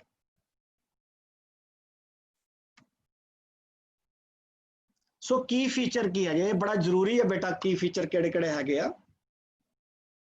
ਇੱਕ ਬੜਾ ਇੰਪੋਰਟੈਂਟ ਲਾਈਨ ਹੈਗੀ ਆ success can not be achieved by some occasional radical changes but based on many small changes. ਕਦੀ ਵੀ ਸਾਨੂੰ ਸਕਸੈਸ ਇੱਕਦਮ ਨਹੀਂ ਮਿਲਣੀ। ਇਹ ਨਹੀਂ ਹੈਗਾ ਕਿ ਆਪਾਂ ਰਾਤੋਂ ਰਾਤ ਹੀ ਬੈਠੇ ਬਹੁਤ ਅਮੀਰ ਹੋ ਗਏ, ਕਦੀ ਨਹੀਂ ਇਦਾਂ ਹੋਣਾ। ਸਾਨੂੰ ਸਟੈਪ ਬਾਈ ਸਟੈਪ ਹੀ ਪੌੜੀ ਪੌੜੀ ਚੜ ਕੇ ਹੀ ਸਕਸੈਸ ਮਿਲਣੀ ਆ। ਸੇ ਤੁਸੀਂ ਚਾਹੁੰਦੇ ਹੋ ਕਿ ਮੈਂ 95% ਮਾਰਕਸ ਲੈ ਲਵਾਂ, ਸਾਰਾ ਸਾਲ ਆਪਾਂ ਕਿਤਾਬਾਂ ਨੂੰ ਹੱਥ ਨਹੀਂ ਲਗਾਇਆ ਰਾਈਟ। ਇੱਕਦਮ ਜਿਹੜੇ ਐਗਜ਼ਾਮਸ ਆ ਜੇ 95% ਮਾਰਕਸ ਲੈਣਾ ਪੋਸੀਬਲ ਨਹੀਂ ਹੈਗਾ। ਜੇ ਅਸੀਂ ਸਾਰਾ ਸਾਲ ਥੋੜਾ ਥੋੜਾ ਪੜ੍ਹਦੇ ਪਏ ਆ, ਆਪਾਂ ਪਹਿਲਾਂ ਹੀ 80% ਤੇ ਪਹੁੰਚੇ ਹੋਏ ਆ ਐਗਜ਼ਾਮਸ ਦੇ ਵਿੱਚ ਜਾ ਕੇ, ਜੇ ਆਪਾਂ ਜ਼ਿਆਦਾ ਜ਼ੋਰ ਥੋੜਾ ਜਿਹਾ ਲਾ ਦਿੰਦੇ ਆ ਤੇ 90% ਸਾਡੇ ਮਾਰਕਸ ਆਰਾਮ ਨਾਲ ਆ ਜਾਣਗੇ। ਇਸੇ ਤਰ੍ਹਾਂ ਹੀ ਜੇ ਕੋਈ ਇੰਡਸਟਰੀ ਚਾਹੁੰਦੀ ਹੈ ਜੇ ਅੱਜ ਮੇਰੀ 1 ਕਰੋੜ ਦੀ ਟਰਨਓਵਰ ਆ, ਮੈਂ ਅਗਲੇ ਮਹੀਨੇ 2 ਕਰੋੜ ਦੀ ਟਰਨਓਵਰ ਕਰ ਲਵਾਂ, ਪੋਸੀਬਲ ਨਹੀਂ ਹੈਗਾ right. So success cannot be achieved by some occasional radical changes. ਉਸ ਤੋਂ ਬਾਅਦ human resources are the company's most important asset। ਜਿਹੜੇ normally organizations ਕਹਿੰਦੀਆਂ ਨੇ ਜਿਹੜੇ human resources ਆ ਉਹਨਾਂ ਦੀ ਬਹੁਤੀ ਕਦਰ ਨਹੀਂ ਕੀਤੀ ਜਾਂਦੀ, ਪਰ ਕਾਈਜ਼ਨ ਦੇ ਵਿੱਚ ਇਹ ਮੰਨਿਆ ਜਾਂਦਾ ਕਿ ਜਿਹੜੇ human resources ਹੈਗੇ ਆ ਉਹ ਸਭ ਤੋਂ ਇੰਪੋਰਟੈਂਟ ਐਸੈਟ ਵਡਮੁੱਲਾ ਧਨ ਨੇ ਕਿਸੇ ਇੰਡਸਟਰੀ ਦਾ। ਜੇ ਆਪਾਂ ਉਹਨਾਂ ਨੂੰ ਵੇਟੇਜ ਦਿੰਨੇ ਆ, ਉਹਨਾਂ ਨੂੰ ਅਪਲਿਫਟ ਆਪਾਂ ਕਰਦੇ ਆ ਤੇ ਸਾਡਾ ਜਿਹੜਾ ਹੈਗਾ ਇੰਡਸਟਰੀ ਜਿਹੜੀ ਆ ਗਰੋਥ ਕਰੇਗੀ। ਉਹ ਕਾਈਜ਼ਨ ਦੇ ਵਿੱਚ ਮੈਨ ਪਾਵਰ ਦੇ ਉੱਤੇ ਮੇਨ ਫੋਕਸ ਕੀਤਾ ਜਾਂਦਾ, ਉਹਨਾਂ ਨੂੰ ਖਾਸ ਕਰਕੇ ਵੇਟੇਜ ਦਿੱਤੀ ਜਾਂਦੀ ਆ। Small improvements are less likely to require major capitals. Means ਜਿਹੜੀਆਂ ਸਮਾਲ ਇੰਪਰੂਵਮੈਂਟਸ ਹੈਗੀਆਂ ਆ ਉਹਨਾਂ ਦੇ ਉੱਤੇ ਕੋਈ ਜ਼ਿਆਦਾ ਵੱਡੇ ਖਰਚੇ ਨਹੀਂ ਚਾਹੀਦੇ। ਜੇ ਆਪਾਂ ਇੱਕਦਮ ਸੋਚੀਏ ਕਿ ਬਹੁਤ ਵੱਡਾ ਆਪਾਂ ਖਰਚਾ ਕੋਈ ਕਰ ਦਈਏ ਰਾਈਟ, ਉਹਦੇ ਤੇ ਖਰਚੇ ਬਹੁਤ ਜ਼ਿਆਦਾ, ਬਾਅਦ ਦੇ ਵਿੱਚ ਹੋ ਸਕਦਾ ਸਕਸੈਸ ਰੇਟ ਸਾਨੂੰ ਘੱਟ ਮਿਲੇ। ਇਸ ਕਰਕੇ ਜੇ ਆਪਾਂ ਕਿਸੇ ਕੰਪਨੀ ਦੇ ਵਿੱਚ ਛੋਟੇ ਛੋਟੇ ਕੋਈ ਇਨਕਰੀਮੈਂਟਲ ਕੰਮ ਕਰਦੇ ਪਏ, ਉਹਨਾਂ ਦੇ ਉੱਤੇ ਜ਼ਿਆਦਾ ਖਰਚੇ ਨਹੀਂ ਆਉਂਦੇ, ਬਟ ਐਂਡ ਰਿਜ਼ਲਟ ਬਹੁਤ ਵੱਡਾ ਮਿਲੇਗਾ ਸਾਨੂੰ। Not even a single day should pass without any kind of improvement anywhere in the company। ਕੋਈ ਵੀ ਇਦਾਂ ਦਾ ਦਿਨ ਨਹੀਂ ਨਿਕਲਣਾ ਚਾਹੀਦਾ ਜਦੋਂ ਆਪਾਂ ਕੋਈ ਐਡੀਸ਼ਨਲ ਛੋਟੀ ਜਿਹੀ ਇੰਪਰੂਵਮੈਂਟ ਕਰਕੇ ਇੰਡਸਟਰੀ ਦੇ ਵਿੱਚ ਨਾ ਜਾਈਏ। ਡੇਲੀ ਕੋਈ ਨਾ ਕੋਈ ਇੰਪਰੂਵਮੈਂਟ ਆਪਾਂ ਕਰਨੀ ਹੈ। ਕੁਆਲਿਟੀ ਮਸਟ ਆਲਵੇਸ ਟੇਕ ਏ ਹਾਇਰ ਪ੍ਰਾਇੋਰਟੀ ਓਵਰ ਪ੍ਰੋਫਿਟ। ਹਮੇਸ਼ਾ ਅਸੀਂ ਕੁਆਲਿਟੀ ਨੂੰ ਪ੍ਰੋਫਿਟ ਦੇ ਉੱਪਰ ਰੱਖ ਕੇ ਚੱਲਣਾ ਰਾਈਟ। ਜੇ ਆਪਾਂ ਕੁਆਲਿਟੀ ਨੂੰ ਇੰਪਰੂਵ ਕਰਾਂਗੇ ਪ੍ਰੋਫਿਟ ਤਾਂ ਆਪਣੇ ਆਪ ਹੀ ਆ ਜਾਣਾ, ਸੈਕੰਡਰੀ ਚੀਜ਼ ਆਪਣੇ ਆਪ ਆਏਗਾ। EMPLOYEES must be encouraged to recognize problem and suggest। EMPLOYEES ਨੂੰ ਹਮੇਸ਼ਾ ਇਨਕਰੇਜ ਕੀਤਾ ਜਾਵੇ ਕਿ ਉਹ ਪ੍ਰੋਬਲਮਸ ਔਰ ਸੁਜੈਸ਼ਨ ਸਾਡੇ ਸਾਹਮਣੇ ਲੈ ਕੇ ਆਣ ਔਰ ਇਸ ਗੱਲ ਤੋਂ ਕਦੀ ਨਾ ਡਰਨ ਕਿ ਸਾਡੀ ਮਸ਼ੀਨ ਬੰਦ ਹੋ ਜਾਏਗੀ। ਇਹ ਕੀ ਫੀਚਰਸ ਨੇ ਇਹਦੇ right. So the idea come from the talent of the existing man force। everyone is valued contribute। ਸਭ ਤੋਂ ਇੰਪੋਰਟੈਂਟ ਹੈਗਾ ਜਿੰਨੇ ਵੀ ਕੰਪਨੀ ਦੇ ਵਿੱਚ EMPLOYEE ਕੰਮ ਕਰਦੇ ਆ ਸਾਰੇ ਇੱਕ ਵੈਲਿਊਡ ਕੰਟਰੀਬਿਊਟਰ ਨੇ ਤਾਂ ਜੋ ਕੰਪਨੀ ਨੂੰ ਜਿਹੜੀ ਆ ਸਕਸੈਸ ਮਿਲ ਸਕੇ। all employees should be continuing be seeking way to the own performance। ਸਾਰੇ ਬੰਦਿਆਂ ਨੇ ਆਪਣੀ ਇੰਪਰੂਵਮੈਂਟ ਕਰਨ ਦੇ ਲਈ ਕੰਟੀਨਿਊਸਲੀ ਰਸਤੇ ਲੱਭਦੇ ਰਹਿਣਾ ਰਾਈਟ। ਖੜੇ ਨਹੀਂ ਹੋਣਾ, ਕਦੀ ਰੁਕਣਾ ਨਹੀਂ ਹੈਗਾ। So it helps encourage worker to take ownership of their and can help reinforce team working. ਇਹਦੇ ਨਾਲ ਕੀ ਹੋਏਗਾ, ਸਾਰੇ ਬੰਦੇ ਜਿਹੜੇ ਮਿਲ ਕੇ ਕੰਮ ਕਰਨਗੇ, ਸਾਰੇ ਬੰਦਿਆਂ ਦੇ ਵਿੱਚ ਇੱਕ ਓਨਰਸ਼ਿਪ ਆਏਗੀ, ਕੰਮ ਕਰਨ ਦਾ ਜਜ਼ਬਾ ਆਏਗਾ, ਡੇਲੀ ਕੋਈ ਨਾ ਕੋਈ ਐਡੀਸ਼ਨਲ ਕੰਮ ਕਰਨ ਦਾ ਇੱਕ ਚਾਅ ਚੜੇਗਾ ਤੇ ਉਹਦੇ ਨਾਲ ਜਿਹੜੀ ਆ ਟੀਮ ਵਰਕ ਹੁੰਦੀ ਆ ਔਰ ਵਰਕਰਸ ਦੀ ਮੋਟੀਵੇਸ਼ਨ ਹੁੰਦੀ ਆ ਕਿਉਂਕਿ ਉਹਨੇ ਕੋਈ ਨਾ ਕੋਈ ਡਿਵੈਲਪਮੈਂਟ ਉਸ ਏਰੀਆ ਦੇ ਵਿੱਚ ਕੀਤੀ ਹੁੰਦੀ ਆ ਜਿਹੜੀ ਐਪਰੀਸ਼ੀਏਟ ਹੁੰਦੀ ਮੈਨੇਜਮੈਂਟ ਵੱਲੋਂ। ਹੁਣ ਕਾਈਜ਼ਨ ਦੇ ਵਿੱਚ ਆਪਾਂ ਕੀ ਕੀ ਚੀਜ਼ਾਂ ਨੂੰ ਇਨਕਲੂਡ ਕਰਦੇ ਆ, ਬੜਾ ਇੰਪੋਰਟੈਂਟ ਕੁਐਸਚਨ ਆ, ਇਹ ਪੇਪਰ ਦੇ ਵਿੱਚ ਕਈ ਵਾਰੀ ਆ ਜਾਂਦਾ ਹੈ। ਸਭ ਤੋਂ ਪਹਿਲਾਂ EMPLOYEES ਸੁਜੈਸ਼ਨ ਸਿਸਟਮ, ਲੋਕਾਂ ਕੋਲੋਂ ਸੁਜੈਸ਼ਨ ਲੈਣੀਆਂ ਜੇ ਆਪਾਂ ਕਾਈਜ਼ਨ ਕਰਨਾ ਚਾਹੁੰਦੇ, ਮੀਨਸ ਬ੍ਰੇਨਸਟਾਰਮਿੰਗ ਜਿਹੜਾ ਮੈਂ ਤੁਹਾਡੇ ਨਾਲ ਡਿਸਕਸ ਕੀਤਾ ਸੀ। ਰੈਕੋਗਨਾਈਜ਼ ਸਿਸਟਮ, EMPLOYEES ਨੂੰ ਰੈਕੋਗਨਾਈਜ਼ ਵੀ ਕਰਨਾ, ਜਿਹੜੇ ਐਕਸਟਰਾ ਕੰਮ ਕਰਦੇ ਪਏ ਉਹਨਾਂ ਨੂੰ ਆਪਾਂ ਰੈਕੋਗਨਾਈਜ਼ ਕਰਾਂਗੇ। ਰੈਕੋਗਨਾਈਜ਼ ਕੀ, ਉਹਨਾਂ ਨੂੰ ਕਿਸੇ ਵੀ ਤਰੀਕੇ ਦੇ ਨਾਲ ਆਪਾਂ ਆਨਰ ਕਰਨਾ ਹੈ ਵੀ ਵਾਹ ਤੁਸੀਂ ਬਹੁਤ ਵਧੀਆ ਕੰਮ ਕੀਤਾ। ਜੇ ਆਪਾਂ ਆਨਰ ਨਹੀਂ ਕਰਦੇ, ਉਹਨਾਂ ਨੂੰ ਰੈਕੋਗਨਾਈਜ਼ ਨਹੀਂ ਕਰਦੇ, ਉਹ ਮਿਹਨਤ ਕਰਨਾ ਛੱਡ ਦੇਣਗੇ। ਕੁਆਲਿਟੀ ਸਰਕਲਸ ਦੇ ਨਾਲ ਕਾਈਜ਼ਨ ਕੀਤੀ ਜਾਂਦੀ ਆ। 5S ਅਡਾਪਟ ਕਰਾਂਗੇ ਤਾਂ ਕਾਈਜ਼ਨ ਹੋਗੀ। ਟੋਟਲ ਕੁਆਲਿਟੀ ਮੈਨੇਜਮੈਂਟ ਦੇ ਥਰੂ ਹੋਏਗੀ, ਟੋਟਲ ਪ੍ਰੋਡਕਟਿਵ ਮੇਨਟੇਨੈਂਸ ਦੇ ਹੋਏਗੀ। ਇਹ ਸਾਰੇ ਜਿਹੜੇ ਟੂਲਸ ਹੈਗੇ, ਸਾਰੇ ਪੈਰਾਮੀਟਰਸ ਨੂੰ ਯੂਜ਼ ਕਰਕੇ ਹੀ ਆਪਾਂ ਕਾਈਜ਼ਨ ਨੂੰ ਅਟੇਨ ਕਰ ਸਕਦੇ ਹਾਂ, ਅਦਰਵਾਈਜ਼ ਕਾਈਜ਼ਨ ਨਹੀਂ ਹੋ ਸਕਦੀ। ਸੋ ਪੇਪਰ ਦੇ ਵਿੱਚ ਕੁਐਸਚਨ ਆਉਂਦਾ which kaizen program includes which of the following. So ਇਹਨਾਂ ਦੇ ਵਿੱਚੋਂ ਆਲ ਆਫ ਅਬਵ ਕਰਕੇ ਵੀ ਤਿੰਨੋਂ ਆਪਸ਼ਨਸ ਵੀ ਦਿੱਤੀਆਂ ਜਾ ਸਕਦੀਆਂ, ਕਈ ਵਾਰੀ ਇੱਕ ਆਪਸ਼ਨ ਦਿੱਤੀ ਜਾ ਸਕਦੀ ਹੈ। ਸਾਰੇ ਦੇਖਣੇ ਕੁਆਲਿਟੀ ਪੈਰਾਮੀਟਰ ਸਾਰੇ ਯੂਜ਼ ਹੋਣਗੇ ਇਹਦੇ ਵਿੱਚ। ਕਾਈਜ਼ਨ ਕਰਨ ਦੀ ਲੋੜ ਕਿਉਂ ਪੈ ਗਈ ਸਾਨੂੰ? ਮਾਰਕੀਟ ਦੇ ਵਿੱਚ ਕੰਪੀਟੀਟਿਵ ਰਹਿਣ ਦੇ ਲਈ ਸਾਨੂੰ ਆਪਣੀ ਬੈਟਰਮੈਂਟ ਕਰਨ ਦੇ ਲਈ ਕਾਈਜ਼ਨ ਦੀ ਜ਼ਰੂਰਤ ਹੈ। if we will not move forward, ਜੇ ਆਪਾਂ ਅੱਗੇ ਨਹੀਂ ਵਧਾਂਗੇ, ਅੱਗੇ ਕਿੱਦਾਂ ਵਧਾਂਗੇ? ਜੇ ਡੇਲੀ ਡਿਵੈਲਪਮੈਂਟ ਕਰਾਂਗੇ। ਜੇ ਆਪਾਂ ਅੱਗੇ ਨਹੀਂ ਵਧਦੇ ਤੇ ਆਪਾਂ ਪਿੱਛੇ ਵਧਾਂਗੇ। ਇੰਡਸਟਰੀ ਨੇ ਤਾਂ ਅੱਗੇ ਵਧੀ ਜਾਣਾ, ਬਾਕੀ ਨੇ ਅਸੀਂ ਪਿੱਛੇ ਰਹਿ ਜਾਵਾਂਗੇ, right. To work smarter and not harder, smart ਤਰੀਕੇ ਦੇ ਨਾਲ ਕੰਮ ਕਰਨਾ ਇੰਡਸਟਰੀ ਦੇ ਵਿੱਚ, ਹਾਰਡ ਤਰੀਕੇ ਨਾਲ ਨਹੀਂ। ਹਾਰਡ ਤਰੀਕੇ ਦਾ ਮਤਲਬ ਕੀ ਹੁੰਦਾ? ਅਸੀਂ ਡੰਕੀਜ਼ ਦੀ ਤਰ੍ਹਾਂ ਕੰਮ ਨਹੀਂ ਕਰਨਾ, ਆਪਾਂ ਗਧਿਆਂ ਦੀ ਤਰ੍ਹਾਂ ਕੰਮ ਨਹੀਂ ਕਰਨਾ। ਹੁਣ ਰਿਜ਼ਲਟ ਮੈਨੂੰ ਸਮਾਰਟ ਤਰੀਕੇ ਦੇ ਨਾਲ ਕੰਮ ਕਰਾਂਗੇ, ਜਿਹੜਾ ਰਿਜ਼ਲਟ ਓਰੀਐਂਟਡ ਅਪਰੋਚ ਹੋਵੇ, ਜਿਹਦੇ ਚ to achieve organisation growth.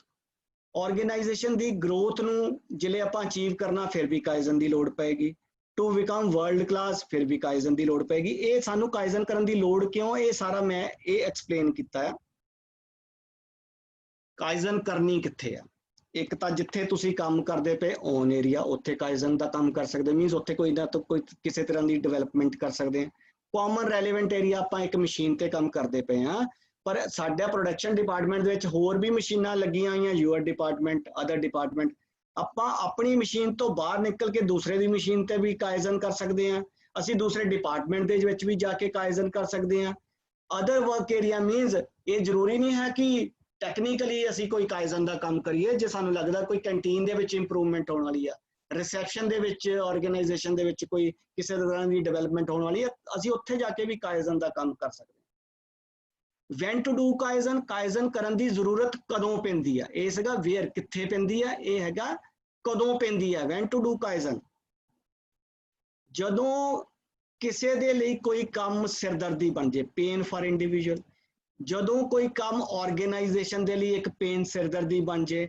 ਡਿਸਸੈਟਿਸਫੈਕਸ਼ਨ over working methods, ਜਿਹੜੇ ਵਰਕਿੰਗ ਮੈਥਡਸ ਆ ਉੱਥੋਂ ਲੋਕ ਡਿਸਸੈਟਿਸਫਾਈਡ ਆ, ਰਾਈਟ। ਤਿੰਨ ਚੀਜ਼ਾਂ ਹੋ ਗਈਆਂ। ਇੱਕ ਇੰਡੀਵਿਜੂਅਲ ਪੇਨ, ਮੈਨੂੰ ਲੱਗਦਾ ਪਿਆ ਵੀ ਮੈਨੂੰ ਕੰਮ ਕਰਨਾ ਬੜਾ ਔਖਾ ਲੱਗਦਾ ਪਿਆ, ਮੇਰੇ ਲਈ ਤਾਂ ਸਿਰਦਰਦੀ ਆ, ਮੇਰੇ ਕੋਲ ਕੰਮ ਨਹੀਂ ਹੋ ਰਿਹਾ ਸਹੀ ਤਰੀਕੇ ਦੇ ਨਾਲ। ਆਰਗੇਨਾਈਜੇਸ਼ਨ ਨੂੰ ਲੱਗਦਾ ਵੀ ਆਊਟਕਮ ਕੁਝ ਨਹੀਂ ਆ ਰਹੀ, ਸਾਰਾ ਕੰਮ ਰਿਜੈਕਟ ਹੋ ਰਿਹਾ, ਡਿਲੇ ਹੋ ਰਿਹਾ, ਸਿਰਦਰਦੀ ਬਣੀ ਹੋਈ ਆ।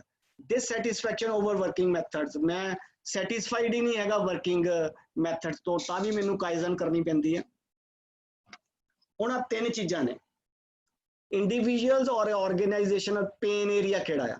ਕਿਉਂ ਸਿਰਦਰਦੀ ਮੈਨੇਜਮੈਂਟ ਦੇ ਲਈ ਬਣਦੀ, ਕਿਉਂ ਇੰਡੀਵਿਜੂਅਲ ਦੇ ਲਈ ਸਿਰਦਰਦੀ ਬਣਦੀ ਆ? ਉਹਦੇ ਤਿੰਨ ਜੈਪਨੀਜ਼ ਟਰਮ ਨੇ। One is MURI ਮੁਰੀ, MURA ਮੁਰਾ, MUDA ਮੁੱਦਾ। ਮੁਰੀ, ਮੁਰਾ, ਮੁੱਦਾ।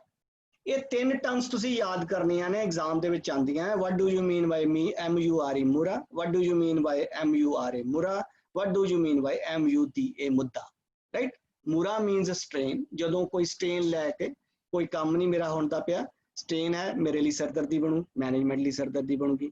ਇਨਕਨਸਿਸਟੈਂਸੀ, ਕੋਈ ਕੰਮ ਲਗਾਤਾਰਤਾ ਦੇ ਵਿੱਚ ਠੀਕ ਹੀ ਨਹੀਂ ਤਿਆਰ ਹੁੰਦਾ ਪਿਆ, ਬਣਦਾ ਹੀ ਨਹੀਂ ਪਿਆ ਠੀਕ, ਰਾਈਟ। ਇਨਕਨਸਿਸਟੈਂਸੀ ਹੈਗੀ ਆ, ਉੱਥੇ ਵੀ ਮੇਰੇ ਲਈ ਸਿਰਦਰਦੀ ਬਣੂਗੀ। ਵੇਸਟ ਬਹੁਤ ਜ਼ਿਆਦਾ ਆਰਗੇਨਾਈਜੇਸ਼ਨ ਦੇ ਵਿੱਚ ਹੋ ਰਿਹਾ, ਉੱਥੇ ਵੀ ਮੇਰੇ ਲਈ ਸਿਰਦਰਦੀ। ਇਹ ਸਿਰਦਰਦੀ ਦੇ ਕਾਰਨ ਨੇ, ਰਾਈਟ। ਕਿਸੇ ਆਰਗੇਨਾਈਜੇਸ਼ਨ ਦੇ ਵਿੱਚ ਇੰਡੀਵਿਜੂਅਲ ਜਾਂ ਆਰਗੇਨਾਈਜੇਸ਼ਨ ਦੀ ਸਿਰਦਰਦੀ ਦੇ ਕਾਰਨ ਕਿਹੜੇ ਕਿਹੜੇ? Strain, inconsistency of product, waste, right. ਇਹ ਜਿਹੜੇ ਤਿੰਨ ਨੇ, ਇਹਨਾਂ ਨੂੰ ਆਪਾਂ ਮੈਨੂਫੈਕਚਰਿੰਗ ਸਿਨਸ ਕਹਿੰਦੇ ਆ। ਆ ਜਾਂਦਾ which of the following is the manufacturing sin, ਉਹਦੇ ਚੋਂ ਮੁਰੀ, ਮੁਰਾ, ਮੁੱਦਾ ਕੋਈ ਵੀ ਆ ਸਕਦਾ, ਰਾਈਟ। ਮੁਰੀ ਦਾ ਮੀਨਸ ਮਤਲਬ ਤੁਹਾਨੂੰ ਪੇਪਰ ਦੇ ਵਿੱਚ ਪੁੱਛਿਆ ਜਾ ਸਕਦਾ, ਜਾਂ ਵਿਚ of the following includes 3 MUs, ਆ ਟਰਮ ਆ ਸਕਦੀ ਹੈ, ਰਾਈਟ। ਇਹਨਾਂ ਦੇ ਵਿੱਚੋਂ ਤੁਸੀਂ ਮੁਰੀ ਮੁਰਾ ਜਾਂ ਮੁੱਦਾ ਨੂੰ ਸਿਲੈਕਟ ਕਰਨਾ ਹੈ। ਪੇਪਰ ਦੇ ਵਿੱਚ 2-3 ਵਾਰ ਕੁਐਸਚਨ ਇਹ ਆ ਚੁੱਕਾ ਹੈ। ਫੰਡਾਮੈਂਟਲ ਇੰਪਰੂਵਮੈਂਟ ਕਰਨ ਦੀ ਜ਼ਰੂਰਤ ਕਿਉਂ? ਫੰਡਾਮੈਂਟਲਸ ਕੀ ਨੇ ਉਹਦੇ? ਹਮੇਸ਼ਾ ਛੋਟੇ ਕੰਮ ਤੋਂ, ਛੋਟੀ ਇੰਪਰੂਵਮੈਂਟਸ ਤੋਂ ਸਟਾਰਟ ਕਰੋ। ਇਹ ਫੰਡਾਮੈਂਟਲ ਹੈ। ਕਦੀ ਵੱਡੇ ਕੰਮ ਇੱਕਦਮ ਨਹੀਂ ਹੱਥ ਦੇ ਵਿੱਚ ਲੈਣੇ। Our problem not their problem. हमेशा आप लेके चलना कि ये मेरी प्रॉब्लम, जेडे ते तुसी काइजन करते पे हो, लेके चलांगा कि ये मेरी प्रॉब्लम। ये नहीं कहना भी मैं दूजिया दी प्रॉब्लम नू सॉल्व करदा। No, it is my own interest, so it is my problem. Challenge लेके चलना, ईजी एरिया तो स्टार्ट करना। आप हमेशा kaizen, make improvement a daily part, improvement नू आप डेली पार्ट बना के चलना। Never reject an idea before trying. कदी ये नहीं कहना भी ये तो काम हो ही नहीं सकता जी। कभी भी ट्राई करन तो बिना ਆਪਾਂ ਕੋਈ ਵੀ ਚੀਜ਼ ਨੂੰ ਰਿਜੈਕਟ ਨਹੀਂ ਕਰਨਾ ਵੀ ਇਹ ਆਪਾਂ ਇੰਪਲਾਈ ਨਹੀਂ ਕਰਕੇ ਦੇਖਾਂਗੇ। ਰਾਈਟ। ਹਾਈਲਾਈਟ ਪ੍ਰੋਬਲਮ ਨੂੰ ਹਾਈਲਾਈਟਸ ਕਰਨਾ, ਕਦੀ ਹਾਈਡ ਨਹੀਂ ਕਰਨਾ।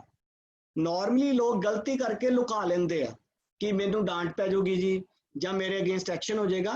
ਜਿਹੜੀਆਂ ਅੱਛੀਆਂ ਪ੍ਰੋਫੈਸ਼ਨਲ ਆਰਗੇਨਾਈਜੇਸ਼ਨਸ ਨੇ ਉੱਥੇ ਵਰਕਰਸ ਨੂੰ ਮੋਟੀਵੇਟ ਕੀਤਾ ਜਾਂਦਾ ਕਿ ਜੇ ਕੋਈ ਪ੍ਰੋਬਲਮ ਆ ਫੇਸ ਕਰਦੇ ਪਏ ਹੋ ਤੇ ਉਹਨੂੰ ਹਾਈਡ ਨਾ ਕਰੋ, ਸਾਡੇ ਸਾਹਮਣੇ ਲੈ ਕੇ ਆਓ ਤਾਂ ਜੋ ਉਹਦਾ ਹੱਲ ਕੱਢਿਆ ਜਾ ਸਕੇ। ਕਦੀ ਵੀ ਇਹ ਨਹੀਂ ਸੋਚਣਾ ਕਿ ਕੋਈ ਕੰਮ ਗਲਤ ਹੋ ਗਿਆ ਤੇ ਮਸ਼ੀਨ ਬੰਦ ਹੋ ਜਾਏਗੀ, ਕੋਈ ਮੇਰੇ ਅਗੇਂਸਟ ਐਕਸ਼ਨ ਹੋ ਜਾਏਗਾ।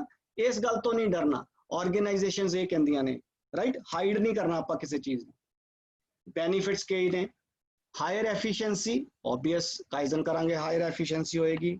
ਅਟੇਨਿੰਗ better working environment, developing stable process by standardization, job made easier, druggery removed from the jobs, nuisance removed from the job, more safety, save time at cost। ਇਹ ਸਾਰੇ ਕਾਈਜ਼ਨ ਦੇ ਬੈਨੀਫਿਟ ਆ। ਪੇਪਰ ਦੇ ਵਿੱਚ ਆ ਜਾਂਦਾ ਕਈ ਵਾਰੀ which of the following is the benefit of ਕਾਈਜ਼ਨ। ਇਹ ਜਿੰਨਾ ਕਿ ਮੈਂ ਤੁਹਾਨੂੰ ਪੜਾਇਆ ਉਹਦੇ ਤੋਂ ਕਲੀਅਰ ਹੋ ਜਾਂਦਾ ਆ ਕਿ ਕਾਈਜ਼ਨ ਦੇ ਬੈਨੀਫਿਟ ਕਿਹੜੇ ਕਿਹੜੇ ਆ। ਕੋਈ ਸਾਰਿਆਂ ਨੇ ਇਹ ਜਿਹੜੀ ਅੰਡਰਸਟੈਂਡਿੰਗ ਹੈਗੀ ਕਾਈਜ਼ਨ ਕੀ ਹੈਗਾ, ਜਿਹੜੀ ਅੰਡਰਸਟੈਂਡਿੰਗ ਹੈਗੀ 5S ਕੀ ਹੈਗਾ, ਜੇ ਉਹਨੂੰ ਪੇਪਰ ਦੇ ਵਿੱਚ ਇਹ ਕੁਐਸਚਨ ਆ ਜਾਂਦਾ ਕਿ ਬੈਨੀਫਿਟ ਕੀ ਹੈਗੇ ਕਾਈਜ਼ਨ ਦੇ, ਤੇ ਬਹੁਤ ਵੱਡੀ ਉਹਦੇ ਲਈ ਗੱਲ ਨਹੀਂ ਹੈਗੀ।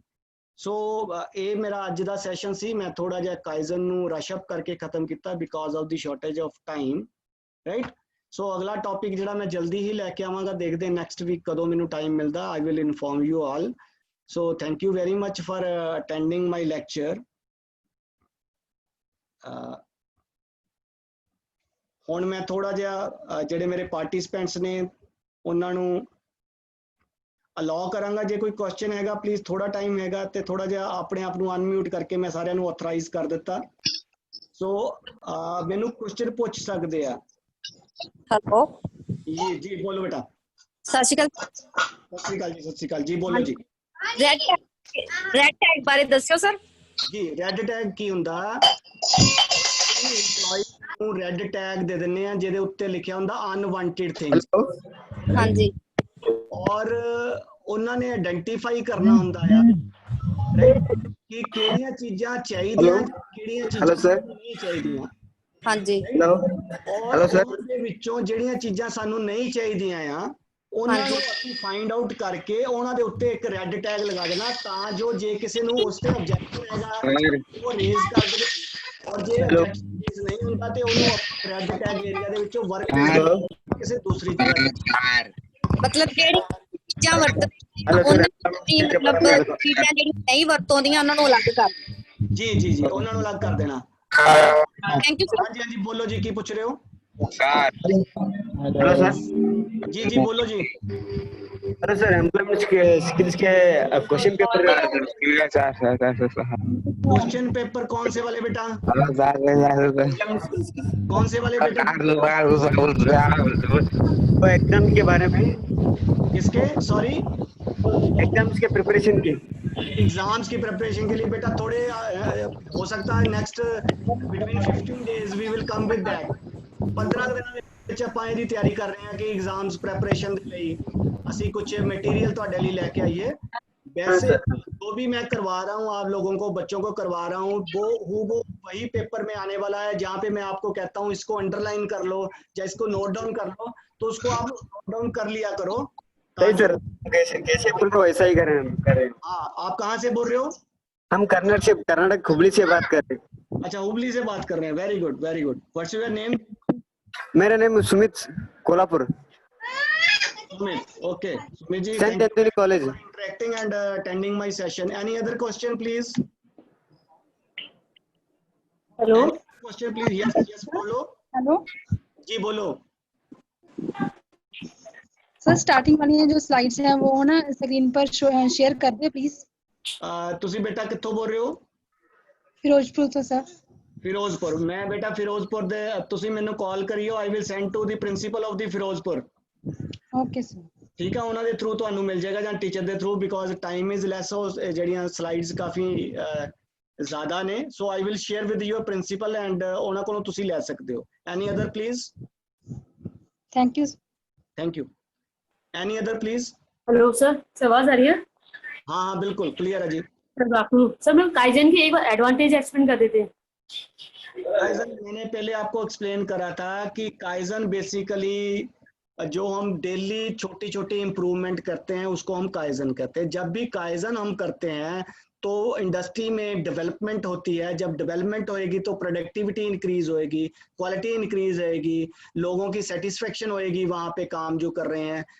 राइट. सो ये सारी चीजें जो ओवरऑल यदि आपको यदि कोई क्वेश्चन पूछ ले कि काइजन क्या है, सबसे पहले तो इसका बेनिफिट ये है कि जो भी इंडस्ट्री में इम्प्रूवमेंट होगी उसकी वजह से जो प्रोडक्टिविटी और क्वालिटी इंप्रूव होगी. मेजर बेनिफिट काइजन का यही है. जितने भी हम क्वालिटी पैरामीटर्स बेसिकली डिस्कस करते हैं, आप माइंड में ये रखना कि सारे ही क्वालिटी और प्रोडक्टिविटी को इन्हांस ही करते हैं और वर्कर्स को सेटिस्फाइड रखते हैं, वर्कर को खुश करते हैं, हेल्दी एनवायरनमेंट मेंटेन करते हैं. सर सबका अल्टीमेटली गोल ये 3-4 ही हैं जो मैंने लिए हैं. Thank you sir. ओके बेटा. Any other please? Any other please? Any other please? चलिए. So thank you very much for attending my lecture. तो नेक्स्ट लेक्चर मैं जल्दी ही लेके आऊंगा और ਤੁਹਾਨੂੰ ਸਾਰਿਆਂ ਨੂੰ ਇਨਫੋਰਮੇਸ਼ਨ ਇਹਦੀ ਪਹੁੰਚ ਜਾਏਗੀ. So must attend my lecture. Thank you very much. Any other question please? Hello. जी जी बोलो. Yes, sir. I want to talk with you. Yes yes ma'am बोलिए. You are from? On next your class, you have to repeat these slides, please. Ma'am, you may send me message on my number. You have my number or not? No, sir. Please note it down. It is 98. 1 minute, sir. Okay. Yeah, sure. Yeah. Thank you, sir. 98 98 146 98146 94 94 563. 563. Rakesh Dalla. And you are calling from, ma'am, you are from? I'm from Nasik, Aurangabad, Nasik in Maharashtra. Nasik, Maharashtra.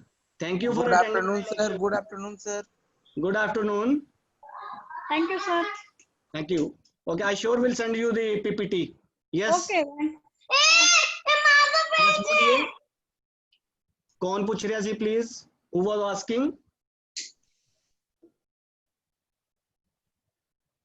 Who was asking? Please ask me. Any other question, please? Any other question, please? Hello No, sir. sir. Hello No any questions. Okay, okay, sir. Yes, sir. Yes, बोलिए sir, बोलिए please. Sir आपके ये जो video दिख रहे हैं ना, हमको बाद में देखने बोले तो हम यूट्यूब पे देख सकते हैं. Yes, sir. After means a week or 10 days, the NIMI will upload my lecture on the NIMI YouTube channel. नमी YouTube channel. Yes, you are. Sir, may I know your good name? Sumit, just a minute. Okay, okay, no problem, no problem. Thank you very much. Thank you. Okay. Have a nice day. Thank you very much for attending my lecture. Have a nice day. Thank you very much. Thank you, sir. Okay, nice lecture sir, very nice lecture. Thank you very much. Thank you very much. Very nice lecture, sir. I am from Bangalore, NTTF ITI College, sir. Oh, what's your name, sir? My name is Lakshmi Pati. Lakshmipati. ठीक है, sir. Thank you very much. Thank you, sir. Very nice, sir. You please My- send me your number for future. I will send you the invitation also. My next. Thank you, sir. Thank you very much. Have you noted down my number? Yeah, I noted down. Yeah. Thank you very much. Thank you very much, sir. Thank you, sir. Okay, Lecture, sir. sir. I'm from Patna, sir. Mr. Praveen Kumar. Yeah, Praveen ji, thank you very much for attending my lecture. You are Thank from you. Patna and your name is Praveen. Yes, sir. Praveen Kumar, ITI, Government ITI, Digha, Patna. Patna. Yes, sir. You Bihar, send my Patna. number. In future, I will send you the invitation also for my Okay, class sir. whenever it is. Okay, thank you very much for attending my class, sir. Thank you very much. Have a nice day, participants. Okay, Thank sir.